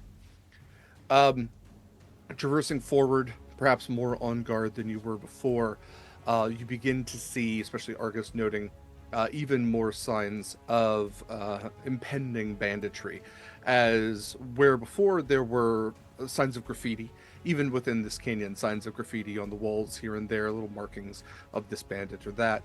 At this point, you start to see banners being hung from trees, very weathered, very tattered, some being hung at certain points in the cliff as well. These banners indicating the sign of the Dawnfall clan, this very weathered green and red with a white battle axe and scimitar crossed on them. You're getting to a point where the canyon again is widening a little bit, and you can kind of see the light ahead where perhaps the canyon is even breaking away. Is there, as you know, you're kind of neck deep in bandit territory now. Anything any of you want to do before I ask for some rolls here? Ask for what rolls? I think That was Mochi okay. would be staying on deck a little more, despite Soren going, stay down.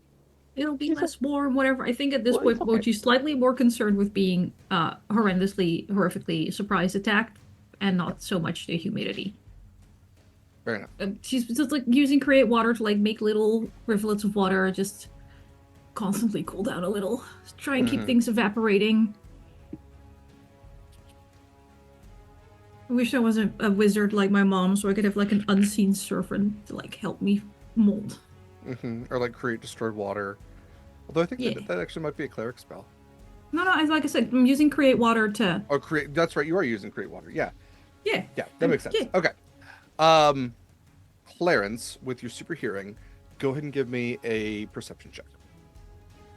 Oh yeah, gladly. Super hearing. Big ears.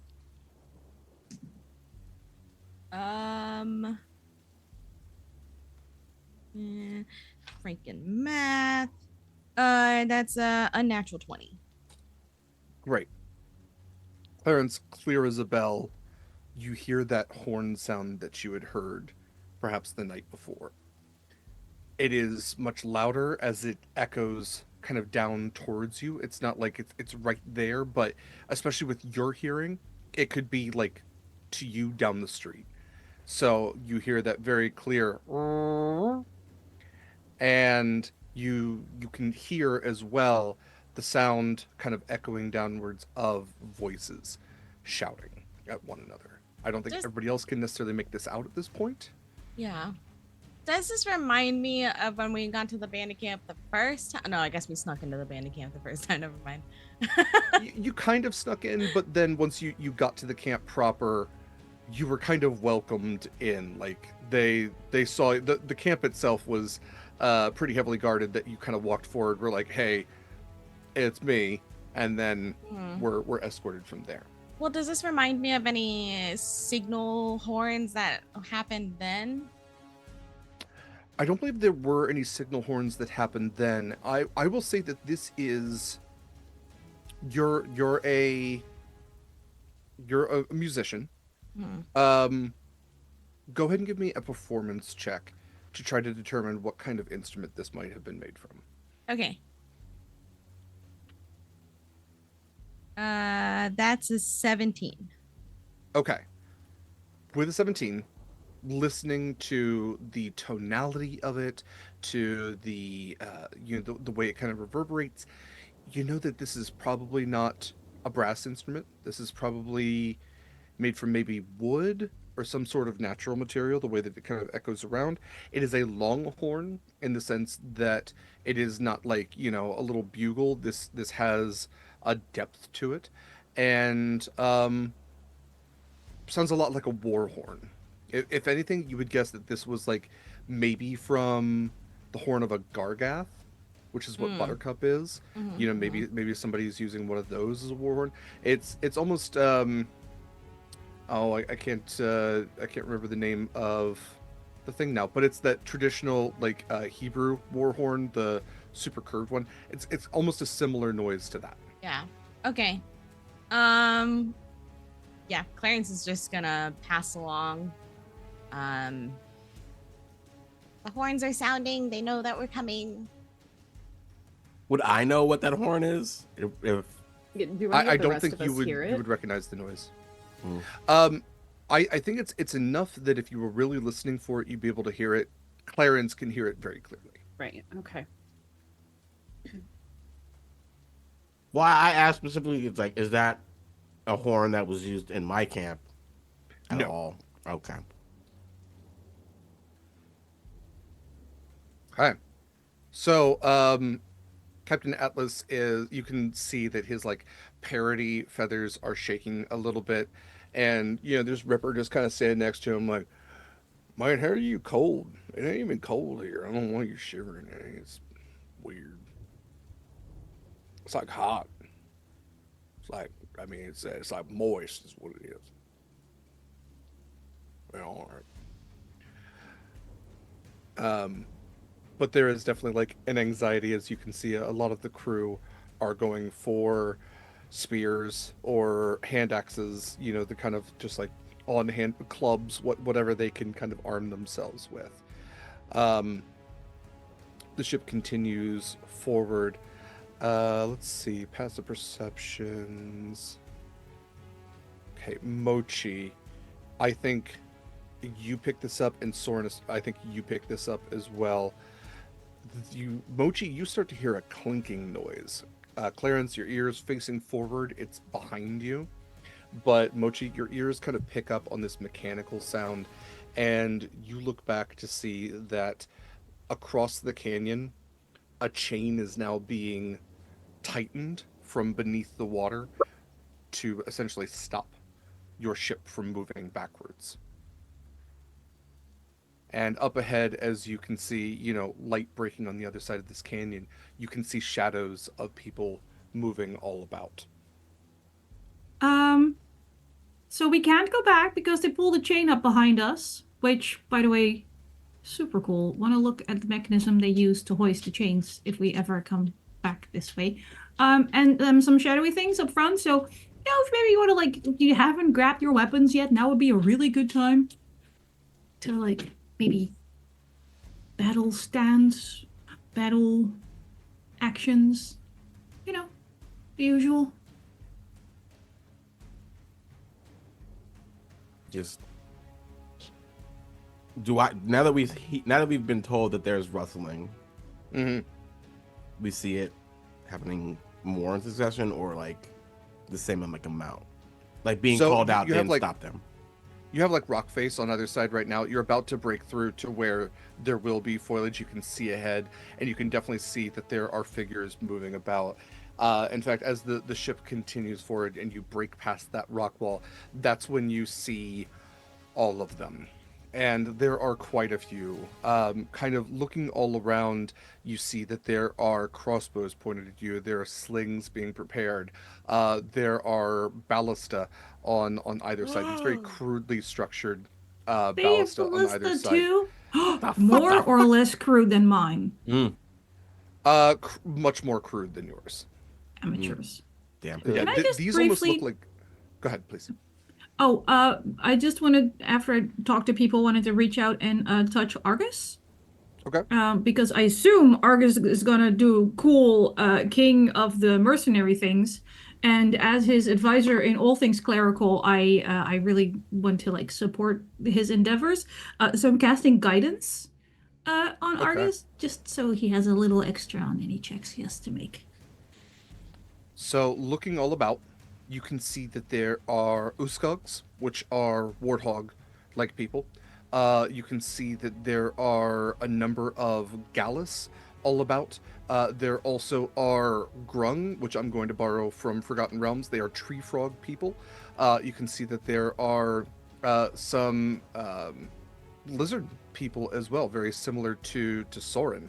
Not like gecko like Soren. These have kind of like spiky bits to them. Some of them have like these blue lines that go down from their eyes, these bright blue lines.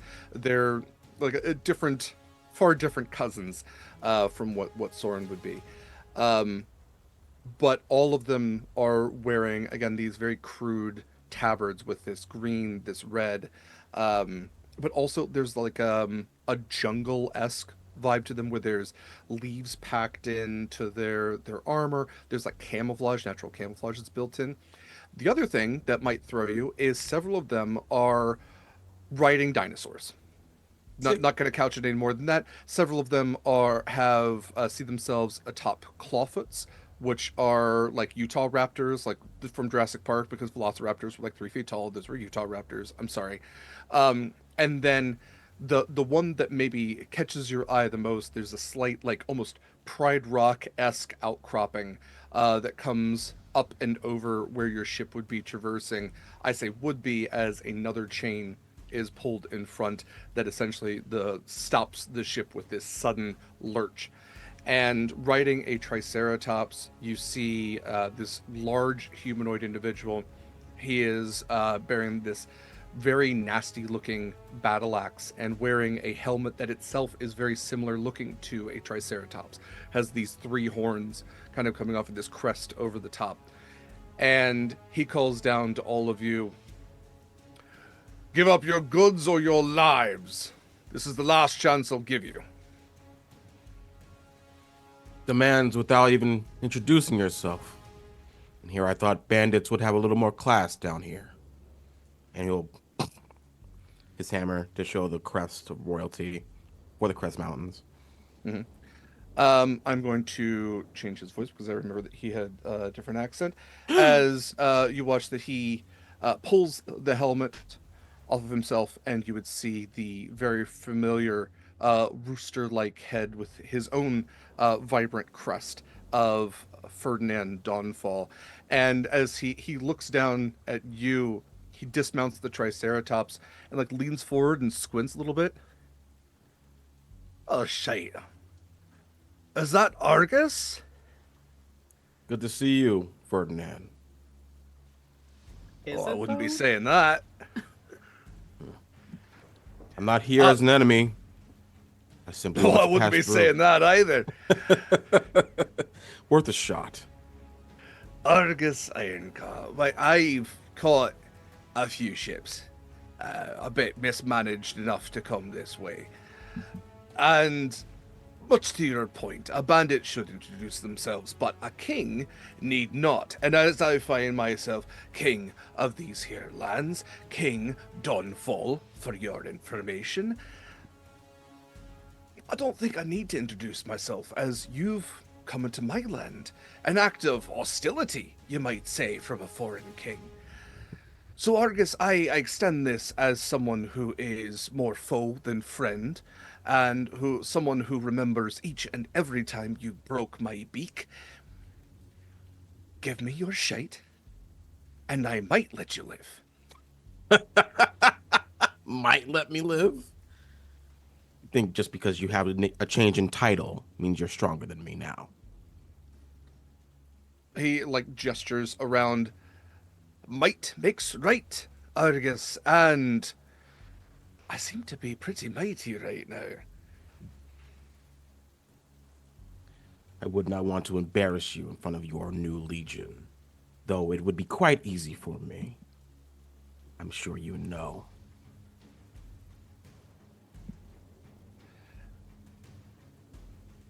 Argus, I think I'm just gonna take you prisoner at this point. I fancy that you might have a pretty good bounty on your head from more than a few folks. Plus, I'll see if maybe I can get some gold from whoever you left in charge. Bit of a ransom then, eh? I knew you weren't smart, but this takes the cake. He lifts his hand as a gesture of a signal to fire, and you do note that there are a lot of crossbow bolts that will be fired if he gives that signal. Last chance. Looking Drop your around. weapons.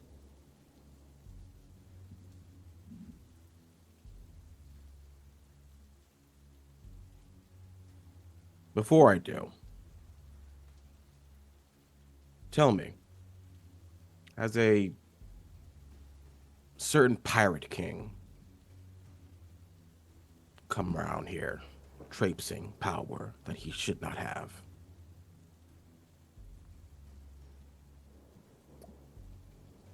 Pirate King. Did you get on the wrong side of someone, Argus? When don't I, Ferdinand? That's a good question. My arm's getting tired, Argus. Perhaps we can talk once you're in shackles. Yeah. How many is it compared to us? You have a crew of maybe 30. He has at least 200 archers pointed at you. Gotcha. We can take him. Come on. He can take them. We got 200, this. 200 Yeah. attacks. Shoo, don't worry about it. That's what AoE is for. They have to hit us for it to hurt. That's right. That's right. Clarence didn't ask how many are there. Clarence said I cast Fireball. Plus, they Right. have they also have ballista, right? Crude They have ones. 2 ballista that will attack the ship itself. Who's got mending? We I do. must practice diplomacy from time to time. Ugh. Blame Jasmine until like the hammer will still be in the wood. They'll let it go. And Ferdinand will kind of wave off the archers, who will all, kind of come more to arrest. Those who have, actual bowstrings will not keep them as taut. If we learned nothing from Helm's Deep, don't hold on to your bows that long. Yeah. And in due course, your ship is boarded from all about, and you all are placed in shackles. And I am going to cutscene this because I know you all are super clever and obviously have your ways out.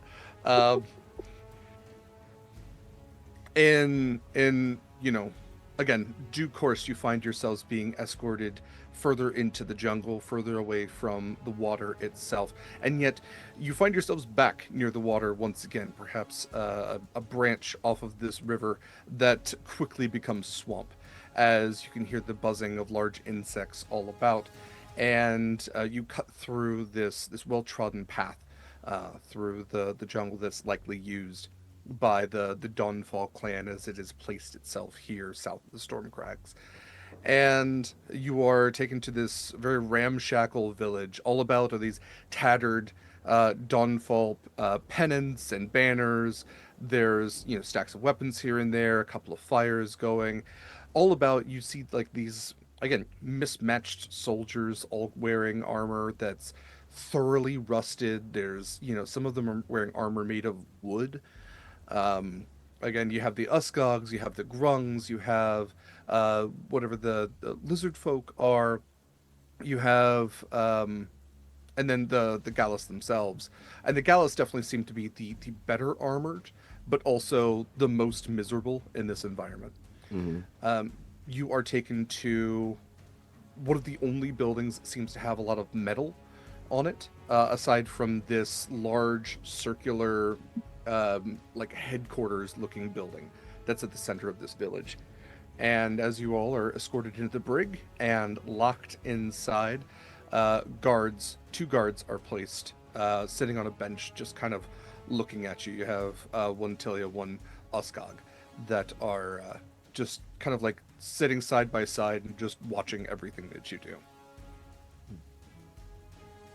And that's where we find you. You are still in your shackles. They did not take those off of you, and you are currently behind 4 walls of bars. So it is open air. Ah, man. What kind of lowly bandits have to raid ships like this? Gosh. Man. Pathetic. Remember what bandits used to be? Toppling cities and whatnot? Oh, gosh. Remember them having their own city? Yeah. high up in the entire mountains? mountaintop. Yeah. Ugh. Gosh. They're reduced to this. Just 2 of them talking shit at the whole way through. Anyway, Yep. when we're in here, am I shackled up so bad, or can I cast sending? I think you should be able to cast sending. I will also note that so while you all are placed in one cell, there are other cells. So Sure. about 40 feet away. You can see that some of the crew have been placed in one, the rest of them in another. All of the like captain's crew have been placed together. So you see that there's, you know, Captain Atlas and Ripper and Dr. Ulysses and just all the rest of them all in a separate jail cell as well. Okay. But yes, you may cast sending. Who are you trying to send to? I counted my words. I need 2 spells, but that's fine. Dear Jasmine, today Argus ruined a perfectly good fight by being diplomatic with Ferdinand, that undercooked bird. He said, blame Jasmine, so consider yourself blamed. Anyway, we're a little tied up, but totally still coming. Might have to commit some murders. Love, Mochi.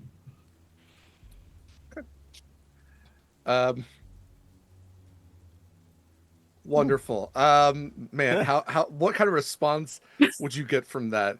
Exactly. Honestly, that was a perfect sending. Well done. Yep. I honestly, I loved it. Immaculate. See. Mochi, tell him I'm proud. Also, fuck Ferdinand up. Hope the blood washes out clean. I'm sure there will be a lot is one word, of it. Even if it was 2 words, that's fine. Okay. Yeah, that's fine. I cast sending twice, so she can respond twice if she makes more words. Butts. Oh, yeah. Okay. Are you pooping? Are you pooping? She if she's given the second one, sounds like you took the shortcut. Hope to see you soon. Bring a blade for me when you do. Mochi will do that little raccoon half waddle, half butt scoot over to Argus. And just Jasmine's proud of you. She's telling us to fuck Ferdinand up. Gotcha. She hopes all of the blood washes out properly. Figures out we took the shortcut, and if we could please bring her a good sharp stabby blade when we come get her. Those all seem very doable. Thank Right? you, Mochi. Mochi, I appreciate it. You're welcome. Hey, who of us have prestidigitation again? Oh, I Wiggles fingers, nothing happens. I forgot how that worked over summer because I retrained Mochi. That's reasonable, Mochi. Soren? And like Soren puts up his hands and he's just like, I got a thundercloud. Okay. Um, So I was thinking that we annoy the heck out of them until they come in here to stop me, and then we pounce on them. Oh, if you want to annoy the heck out of them, I do have thaumaturgy. Even better. So what I'm gonna do is I'm gonna keep snuffing out their candles, and then also I'm gonna slightly warm up their left arm wear or chill it down because I can make it chilly. So like, Can you make I'm their just gonna... socks wet? Are they wearing I can do that. socks? Or like make their sleeves a little damp? I can't make them damp, but if somebody makes them damp, I can make them cold. You know we can hear literally everything you're saying. Good. right? Then you know we're coming for you. who was that said that? That was the Tilia that said that. They were coming for you. Soren is going to walk straight up to him. I'm assuming I don't have any of my things right now, right? No. They did take all of your weapons and armor. Those they they have take out? placed in a chest, which is next to that central building. It's kind of like they've stacked up all of the goods that were on the ship, and have kind of like made a little like this is our stuff pile. They made it easy to find. That's nice of them. Lovely. Soren is gonna walk up to the Tilia, look him up and down. Why? What do you mean why? Why would you do this? Of all the things to do, why? Gebo would be disappointed. Oh, you're one of them. Listen. Excuse me? No, just listen. I get you, further in the jungle, folk, have your ways and all that. But up here near the river, you take what the river gives, and sometimes you gotta take it with force. And when Ferdinand came along and his dad, we found somebody who could lead us to a higher level of success, and he showed us a couple of graphs, and we were sold, and so we've kind of gone from there. I apologize you for turn- background animals. So you turn your back on your people for a No, we're little all bit. here. Okay. Where is He's kind of like Lothar? an armored lizard a little bit. He has like kind of like plates on him and like little spikes, just like hey, stop barking. No. Argus will call out. Where is Lothar? Still alive? No, no. I think he said, well, we got a letter of sorts from somebody named Argus Iron Cowl or something like that, and he said, well, might as well take a page out of his book then and off to his own dad. Wow, Couldn't he even has so be much in right. common. Couldn't even Isn't be that you? original. That is me. Yes, that is me. You're so inspirational, Argus. See, Betty kind of walks up and like nudges him in the shoulder. She goes, "They don't even know who you are. Right. Wait. They and don't know who they're dealing with." like with Oh, the I'm cuffs. not into Do you history. know? I don't learn the names of dead people. I'm gonna like walk up to the bars slowly, like and like You the flames of the candles will like Mhm. lick off the eyes Mhm. as I like stand. Am I taller than them? Oh yeah, taller than Tilly for sure. And The Uskog's Oh, kind of absolutely. like pretty close, but the Uskog's still sitting down. you should listen to your history because it might be. And he like claws his like hands around the door. Can I just little mochi finger thaumaturgy behind Argus to make his voice like deeper and carry further? Sure. Because some dead men do tell tales. And I'm gonna shake it, or even break it if I wrench it hard enough. Okay. Give me an intimidation check. Clarence starts whistling like the most ominous death tone. Does he get advantage because of thaumaturgy? I will give you advantage on the intimidation because of thaumaturgy. Let's go. Like the Clarence Get is him, doing Marcus! like throat singing in the back. Yeah. My God, my intimidation's a +9. Jesus. You're a monster. That's a 27. Damn. Oh, Okay. Yeah. Plus, yeah, wait, as- do I still have guidance? Why not? Sure. Sure. Fuck it. Fuck it. Assume I recast it because you're a god. Yeah. That's 30. Beautiful.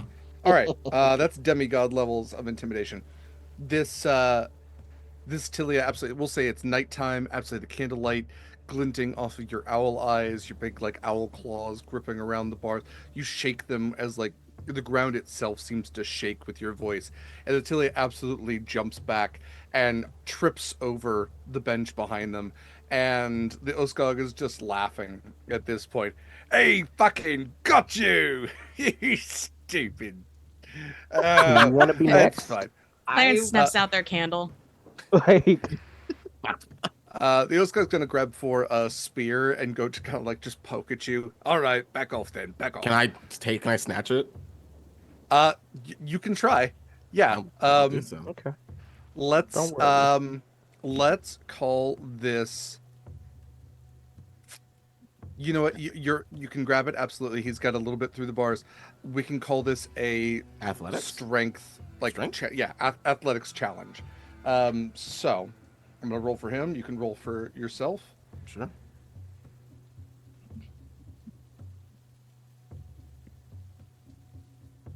Okay.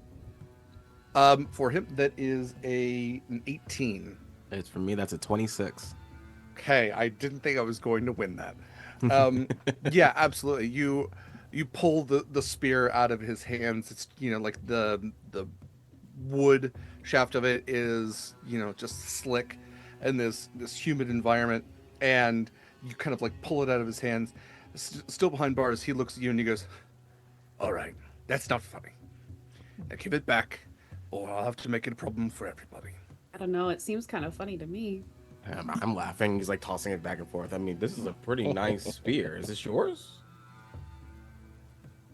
It's mine, and I don't want to get in trouble for having you taken it. Oh, So- are you going to get in trouble? Uh, If I- it's yours, if it's your Oh. spear, you should have held on to it a little better. I'm just saying. I draw a really rude mark on his armor with my prestidigitation. Just this glowing Hey. dick outline. Ruin his self-esteem. Yeah. Trying Oh, to go, oh, so just I to don't add support insult that to injury, iconography. just to add insult to injury, I'm gonna druid craft some like sand fairies that are just gonna go around like flitting around and just like Make him cry. The Tilia's jumped up, and the Tilia has pulled his short sword. He goes, "Get your spear back. You're gonna make us look bad." Yeah, You get your already spear look back. bad. Get in here. I mean, both of you pretty much look like shit at this point. Yeah. Tossing it around, You're just like, bad bandits. swinging it, like almost like teasing to break it by accident. Mm-hmm. You're like, oh. Oh, I don't know my own strength. The Uskla comes up to the bars and like actually like reaches an arm in to try to snatch the spear. Oh, he Gonna does. snap. does he? I'm gonna snatch Oh, him immediately. Fucking amateur hour. What is this? I was like, I'm so sorry that I need us to actually get to places. Okay. Um, Hey, listen. you all deserve some dumb bandits after all of the Thank you. complications and everything. Thank you. Thank you. Okay. I don't even got to roll. I rolled a natural 20. It's a 29. Okay. As much as I should have we my be crit worried souls. that when Don't crit. Derek goes, I need to entertain my players, I'll give them someone to bully? Oh. Should we Listen, feel I know bad my about players. that? No. But it's Again, somebody, are we it's the somebody villains? who's bad. Are we the baddies? I'm Are we the bad guys? Former villain. Yeah. Listen, you're Reformed. bullying him for qualities that he can change about himself, not qualities This is he can't true. change. He And can that's just stop what's being a important. bandit. Yes. He could just be a better person and we'd leave him alone. yeah, is he true. could Could join make the better life mercenaries choices. instead. Yeah. Honestly. Yeah. Okay. And that's I thought he the could more join you half, know. but sure. Like pull him yeah. with like natural 20. You pull him like he tries to go for the spear. I yank it, grab his arm, pull him into the bars, like pull him hard. Yeah, I'm Like, gonna say yeah. with a roll like that, you hear his shoulder dislocate as you pull him in, and you have this like, I mean, he's a big dude. He's well muscled, but you now have like dislocated his arm, and he's like swinging his other one towards Atilia. Give me the sword! Give me the sword! You better give him does something. I might break it. And he's like, Does he have pulling. keys on him? I swear, Shadow, I heard cheese. I know what you asked though. Does he Fucking have does. cheese? Does he have But cheese? does he have Does he cheese? have both? Like, Apologize Answer for the the- pause. I was like, what a question. Where's this going? where's this bit going? I mean, The maybe thing is, it would be never something know. Clarence could ask. Yeah, no, Yeah. seriously. Yeah. A yeah, valid did dinosaurs Clarence make cheese? question. You know. We know, never yes, know. he in Ew. fact does have keys on him. As you notice that there is a ring of keys that is on the other side. So you have his right arm; it is on his left side, and the Tilia, still intimidated by Argus, is like kind of like stepping. Every step he takes like one back to where he's like trying to hold out the short sword, but he's holding it out by the blade, and he also goes like, "I can't take it that way. Just come." And I Can like, I- you know how like Jackie Chan like will like use a weapon or a person to be to weaponize another person. Yeah, absolutely. Like he'll swing his body and he'll swing the spear just to like keep him at bay while he's being robbed by my party. I was going to ask if I could grab the spear so I could just fish up those keys sure. with my expert sleight of hand bullshit. Yeah, absolutely. You take the spear, and I'm not even gonna make a roll on this. You absolutely get the keys, and the Tilia is absolutely just panicking now. And Mochi, I'm assuming you're unlocking the door. Soren, go ahead, please. As the Tilia is acting a fool and losing his mind, I would like to mold earth and trip him. Okay. Very. Everyone yeah, gets a chance to bully these guys. yeah. The Welcome to goes, the party. go for help! Ring the bell! Blow the horn! Something! And the Tilia turns and just right onto the ground, and it's it's so rainy. It's still raining in this swampy area, and so the whole like snoot just goes right into the mud, and he's struggling to get up as his like hands are pushing into the mud as well, and he's like slipping all over the place. It's absolute yakety sax bullshit. Mochi, you have the keys. What would you like to do? Oh yeah, just opening the door and just sort of gesturing everyone out, going, Argus, stop playing with your food. We have places to be. And we'll just immediately, as the tripped man is still tripping, we'll just grab him by the leg, by the ankle, and we'll swing him into the other guard, into the jail cell. Go ahead and give me an improvised attack. I think it's called an unarmed attack. Yeah. Hitting a dude with another dude. We're back, baby. Scofflaw. We've done this before. Yeah. That's We're still 26 to hit. Yeah, absolutely. Does your scofflaw give you like increased damage for your? Well, if I break him, it's max damage. But Okay. hey, let's break somebody. It's been a hot minute since we scofflawed somebody. Let's just do it. Yeah, let's shatter a dude on another dude. We could say that you knock him unconscious, which we will consider breaking. Yes. For the purposes of it. So with max damage, you are able to knock them both out cleanly as you hear Warthog's skull hit the like armored noggin of the Tilia, and they just clunk like two drums hitting each other, and they both fall flat unconscious to the mud at your feet. No, knowing Lorelei's nature, were they there when we all got captured, or were they gone? Because of Lorelei, I know Lorelei has tools to escape when shit's just hitting the fan. Yeah, actually, that's a great question, and I had forgotten Lorelei for a second. I will admit. I'm going to tell you that I also forgot Lorelei. them. That's what I'm asking now. Yeah. As you look around, Lorelei wasn't captured, and she's not in any of the cells. Mm. And it is at that point, like out of the shadows, you see her kind of like step into the light, and she goes, "Oh, I was just going to kill them both quietly, but that is an option too. I was going to give you at least an hour to like sit and calm down, and maybe just like have a snack or something." That's thoughtful. But That's thoughtful. We didn't. They took the snacks. We can't sit here for an hour without snacks. oh, you have to hide your snacks because you never know when you're going to get captured. And she like pulls a cracker from seemingly nowhere. Like she does the coin thing where just like a cracker appears. Mochi is Nice. just Snack. entirely baffled by the concept of saving your snacks. Get snack. Eat Betty snack. pulls. Eat it then. Betty No, pulls, like, wait, a what very are you talking about? small- Saving food? What? Huh? Betty What? pulls out like a really small wax cheese out of her secret pocket. Nice. Wow. Smooth. Yeah. Even Argus will pull like an apple and orange out of like his What is feathers. this? Mochi sort of looks at the Everyone's apple thought of boy. Whoa. It's not the first time I've been captured. Soren is going to go over to where the Tilia and this warthog person are. First and foremost, I'm molding earth around like the feet and the mouth area, just in case they wake up. They're not screaming for help. And I'm also running pockets. So what's it? Run them pockets. I got anything good? Empty them. Specifically the Tilia. Let's see. Oh, it's personal now. Yeah, it is. Yeah, they were talking mad shit Like, about my deep jungle. What the motherfucker? okay, like, oh, you people from the jungle. Let me show you. Let me show you what the people from the jungle do. So, Soren, what I will tell you is you get 9 gold between the two of them.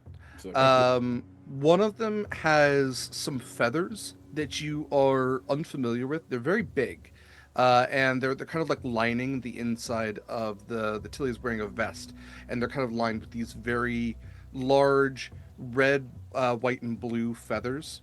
It kind of like crest to red at the end. There's white in the middle, and they start out blue right at the root. They're like as long as your arm. They're very large. Other than that, you find some shiny rocks. You find a Rocks, you sling say? on the Tilia. They had the spear. The Tilia has this like rusted short sword as well. I mean, these were lower tier guards for Yeah. Oh sure. yeah. This And is just then petty theft at this point. for sure, yeah, no, it's if anybody again contextualizes through Baldur's Gate 3, it's when you beat up Minthara and then take everything off of her, but know you're going to encounter her later. Yeah. Um, so yeah, they don't have much on them. You do have the Ring of Keys though, which does have I think about 6 keys on it. Is it not just us in here? But are there anyone but the crew in down here, or is there more? Yeah. So there's other cells that are like I said about 50 feet away, and those they're kind of spaced out a little bit. These like Mhm. huts that have the roof over top of them, and then like a jail cell, and they seem like put together quickly. But you can see there's the crew and the officers are in split up between 3 different cells. Gotcha. Gotcha. Can I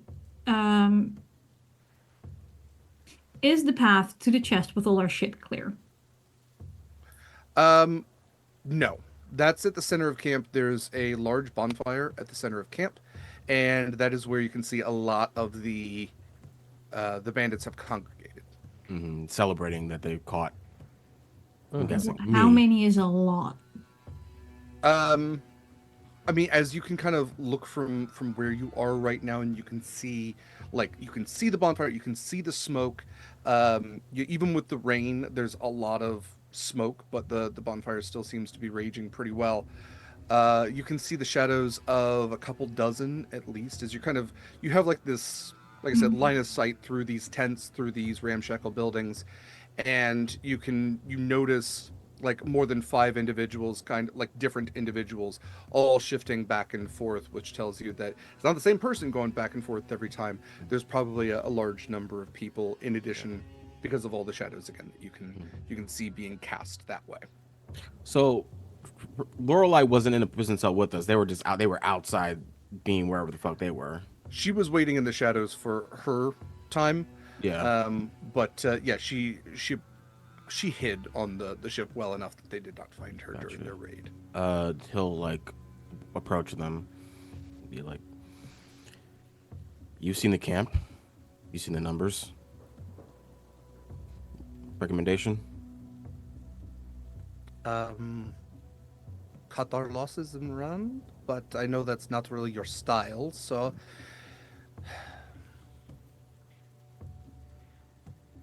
knowing you, what I would recommend is getting your shit and making an example. You are a king. If you ever want to sit on that sweet little chair that you have again and not feel all of the shame of having run away from a fight, I can help you get your stuff, and you can beat up that bard one more time. You've done it before. You do know me. It's very impressive. We'll like put a hand on their shoulder and shake them. Yeah, okay. Remember, your paycheck is in there as well. So. Oh, I'm aware. All right. Um, Am I going yes. alone, or are we walking together? Look at everybody else. I think that splitting up at this particular point is less than advantageous, as you seem to have several useful friends, and they have shit to get as well. Mm. And I will do my best to make sure that you are all as quiet as well, I don't have a comparison. It's very quiet. I mean, I can be pretty quiet. Yes, Mochi, you shall be very important to our endeavors here. I feel like that should concern me, but it doesn't. I mean, you're being complimented by an assassin, so. I know we've been playing a game the last few days. Have you? Yes. What's the game? Did you not notice that at one point they got turned into a Gargath and stuck in a doorway while I ran away giggling? That was part of the game. Oh. Yes, it's been very fun. Who's Being a playing? large-sized creature Oh, A who's huge winning? sized creature, in fact, Mm. on a ship. It only lasted an hour and I had to get the coin. I counted every second. I As an bet animal. you did. As an animal. Can animals count? No, No, don't answer I that lost because track apparently a you lot. did. No, I lost track a lot.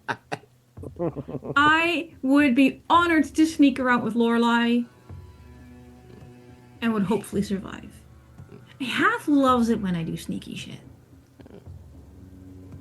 That's good to know, and good to know that you've both been keeping active. That's solid. Keep those skills sharp. Yeah. And like he heard coin involved. I got better. So who has the coin now? Who indeed, Mochi? It's a very good question. Let's find out. Do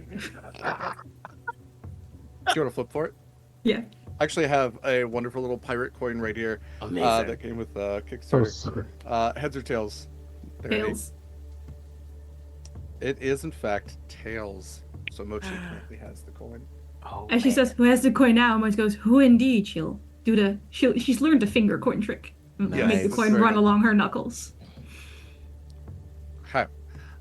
As you all I have plan- a plus 10 in sleight of hand now, thanks to Jesus. this little this little game. little raccoon paws. Little raccoon hands.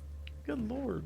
Mochi's that raccoon that like starts to open your front door at a certain Yep. point, and you're like, how did they learn this? Ah. Next step, child safety locks. Yeah, that's a DC 20 for sure. Yeah. Okay, as your party decides to go further into the camp to get back your equipment, perhaps send a message and find your way out of this jungle bandit encampment. That is where we're going to end for today. We will pick up next time with I'm also double checking the time that I'm like not losing it. Yeah, it is 1. Okay, cool. I want to make sure I was like cutting you off half an hour or an hour early because what's time anymore? We haven't done this for a minute. We will pick up next time with you all going further into the jungle bandit camp. Thank you all for joining us so much for another episode of Humblewood. I'm very excited to be back. As I should have mentioned earlier, but I'm going to mention right now, we are actually affiliates with Hit Point Press. I'll talk about more Sword and Key stuff here at the end, but I do want to say we are affiliates with Hit Point Press. If you like Humblewood or other stuff that Hit Point Press creates, please use our link. It's available through our beacons.ai/Sword and Key. If you ever want to purchase anything, I myself will actually be getting the book version of Humblewood Tales, I believe is what it's called, because I'm tired of scrolling through the PDF. So please use our link. Hit Point Press will also give you 10% off. And if you keep using our link and they're like, oh, hey, these guys actually like know what they're doing, we might offer more discounts in the future. So check it out. I'm going to say more about Sword and Key stuff, everything like that here in just a moment. But I definitely want to have these lovely people say more about themselves and where you can find more of them. So shout out, if you don't mind starting us out, where can we find more of your lovely self? Yeah, hi. I am Shadow. I go by Shadow Sylvia everywhere in Brighton. I use she, her pronouns. And fun fact, in about 2 hours, I believe, time zones are hard, you can actually find me over on Tabletop Tailspinners Network, where we are doing a game of witchcraft RPG that we're calling Covencraft. And we're about to interrogate this like 200-year-old wizard dude. It's gonna be great, don't worry about it. But you should tune into that. Otherwise, you can always find me over on Roll D5, where I am an admin. We play indie TTRPGs. I am running a part 2 of Flabbergasted in January, so keep an eye out for that schedule.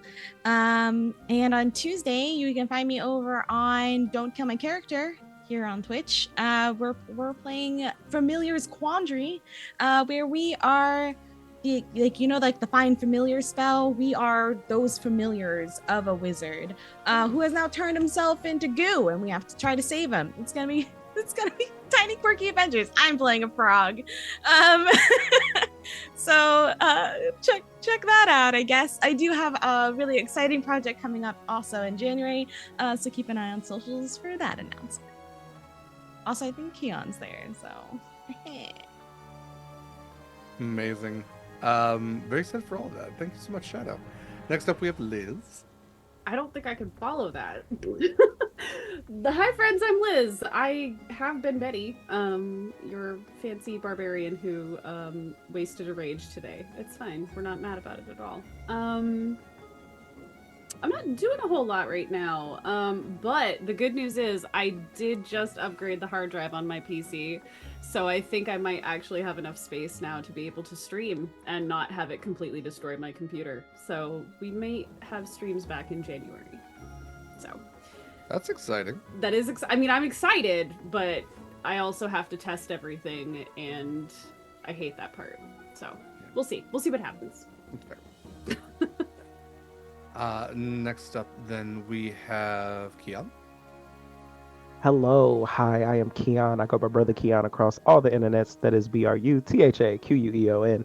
I use he, they pronouns, and I played Soren, this little lovely sand scale Tila, and I love him so much. But where can you find me? I'm working on a lot of stuff right now that I can't talk about yet.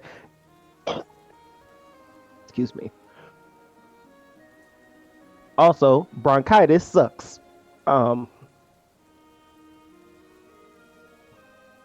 But other than me choking to death over here, you can catch me over on Batty Bards working on World Replica in February, where I am the GM, and we some of my players might be stuck in a video game and they might be searching for one of their long lost friends. It's great. I did not traumatize them at all. But yeah, that is my debut as a GM, and I'm very excited for you guys to see it. That's all I got. That's awesome. I'm super excited for you. I know you're gonna do awesome. Whatever you can breathe. I know before we went to break, we took our break, I should say. You had clothing something or Oh other. yes. That is still in the works. Because of certain distributors, so we have had to put that on hold. So we are talking to people and getting that fixed and worked out. Fair So enough. yeah, Best of luck. Just didn't want to miss that it is opportunity. a pain.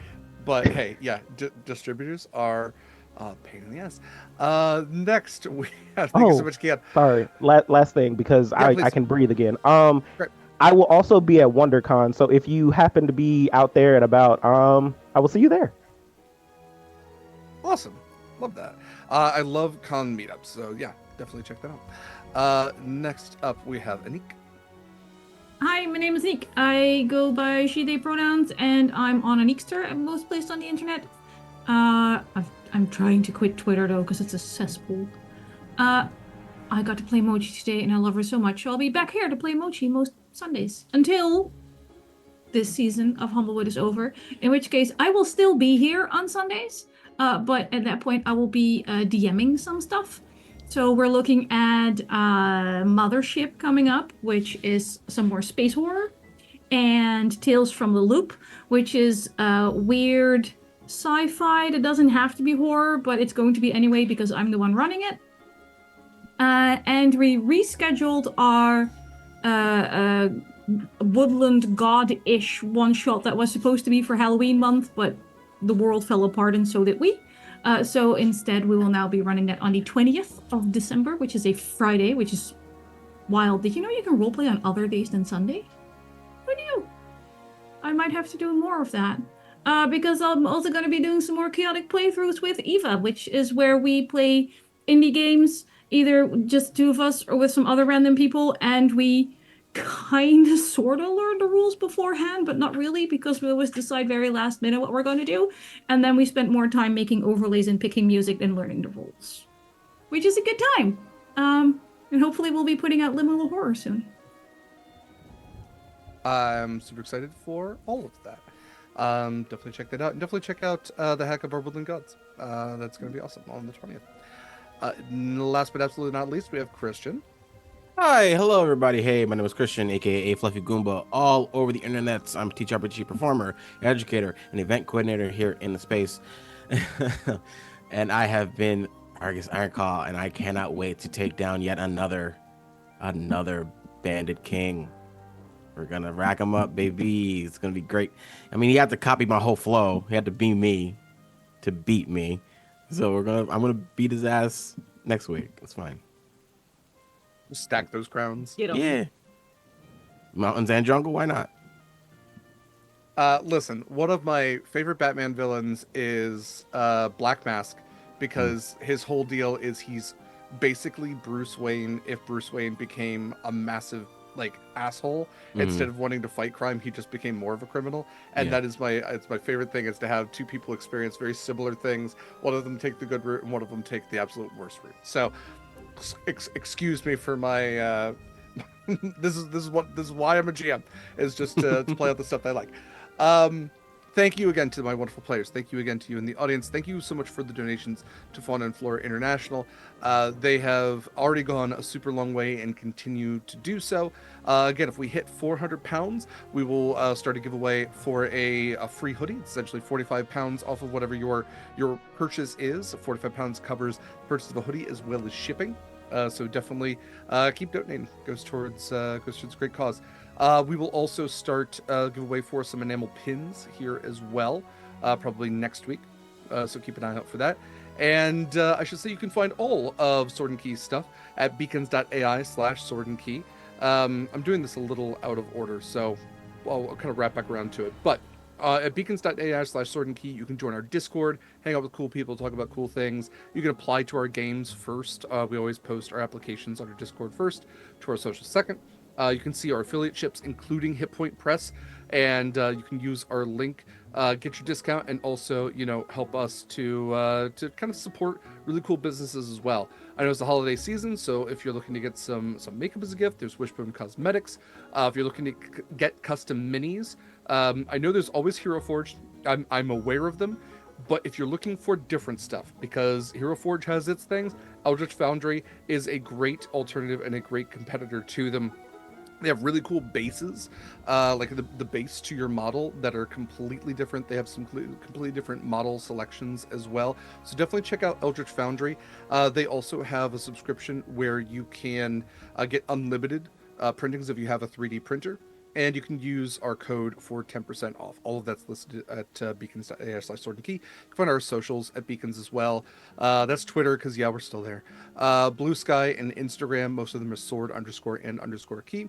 You can find links to our ongoing philanthropic endeavors, not just Fauna and Flora International, but also Palestine Children's Relief Fund, which is being the games supporting that are Zenith and Journey to Book's End. We also have National Alliance for Mental Illness, NAMI, which our Woodland Gods is in support of, as well as another game that I'll talk about here in a minute. And just some organizations we support year-round, like Canine Companions for Independence.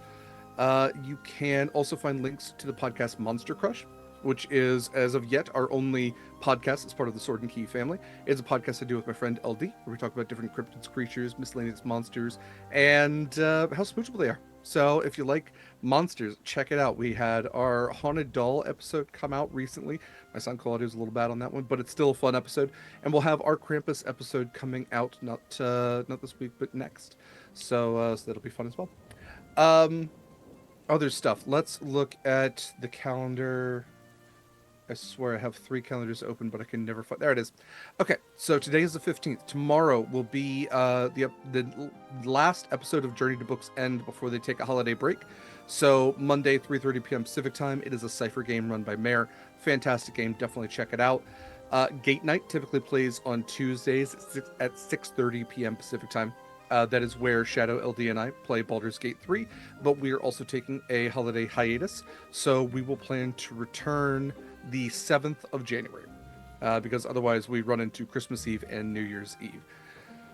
Zenith is going to play on the 19th, take the 26th off, and play the 2nd, so that is Thursdays at 4:30 p.m. Pacific time. I will actually be guesting in this episode of Zenith. I guested last week as well and brought a very fun character. If you have not checked out the Illrigger class, which is currently available through MCDM on D&D Beyond, excuse me, it's like if somebody took a warlock and a paladin and mushed them together and made it even cooler, and it hits hard. It is a very, very cool class. I particularly recommend the Painkiller subclass, which is very, very cool. It's just a Hell Knight. Just a Hell Knight. It's incredible. Excuse me. As Anniek mentioned, on the 20th at 10 a.m. Pacific time is the Hack of our Woodland Gods. And then on Fridays throughout this month, we do have movie nights on our Discord. Typically, we do that every other week. Throughout December, we are doing weekly ones, weekly double features. And this week, right before the last one before Christmas, we are doing a double feature of The Muppet Christmas Carol, followed by Klaus. If you have not seen it, it's a great children's animated special from Netflix, and it's completely new, different retelling of Santa Claus, and it's great. It warmed my heart, so I'm having that as what we're watching. Horizon's Call is planned to be back on the 21st at 3 p.m. Pacific time, and I just saw our Wooden Gods disappear from the calendar, so maybe that's being rescheduled. I don't know. But Horizon's Call will be playing on 3 p.m. Pacific time on the 21st, and will be planned to play on Saturdays as well. I don't have any days off of that necessarily scheduled, but we'll let you know if that happens. And then Humblewood will be back next week. Monster Crush will release next Sunday, and then we hit Christmas, and then a little bit after that we hit New Year's. But the only other thing I'll note for this month, aside from what's not playing, we do have the second part of Night of Fright 2. So Night of Fright 2 Part 2, we're just planning to be playing on the 29th at 3 p.m. Pacific time after Humblewood. And that is in support of NAMI, National Alliance for Mental Illness. So without overwhelming anything else, I will say we will have some applications out in the near future for a couple of games in the new year. I'm sorry, Wooden Gods is going to be January 17th. Okay. So that's when it's playing. Yes, I'm sorry. We're going to have applications out in the near future for Cursed Captains of Cthulhu and Mice of Legend. Both will be, shorter campaigns, if not 1 or 2 shots. But those applications will go out in the new year once we get some time to plan and organize some stuff. So keep an eye out for that kind of stuff. We'll have lots of new fun things in the new year.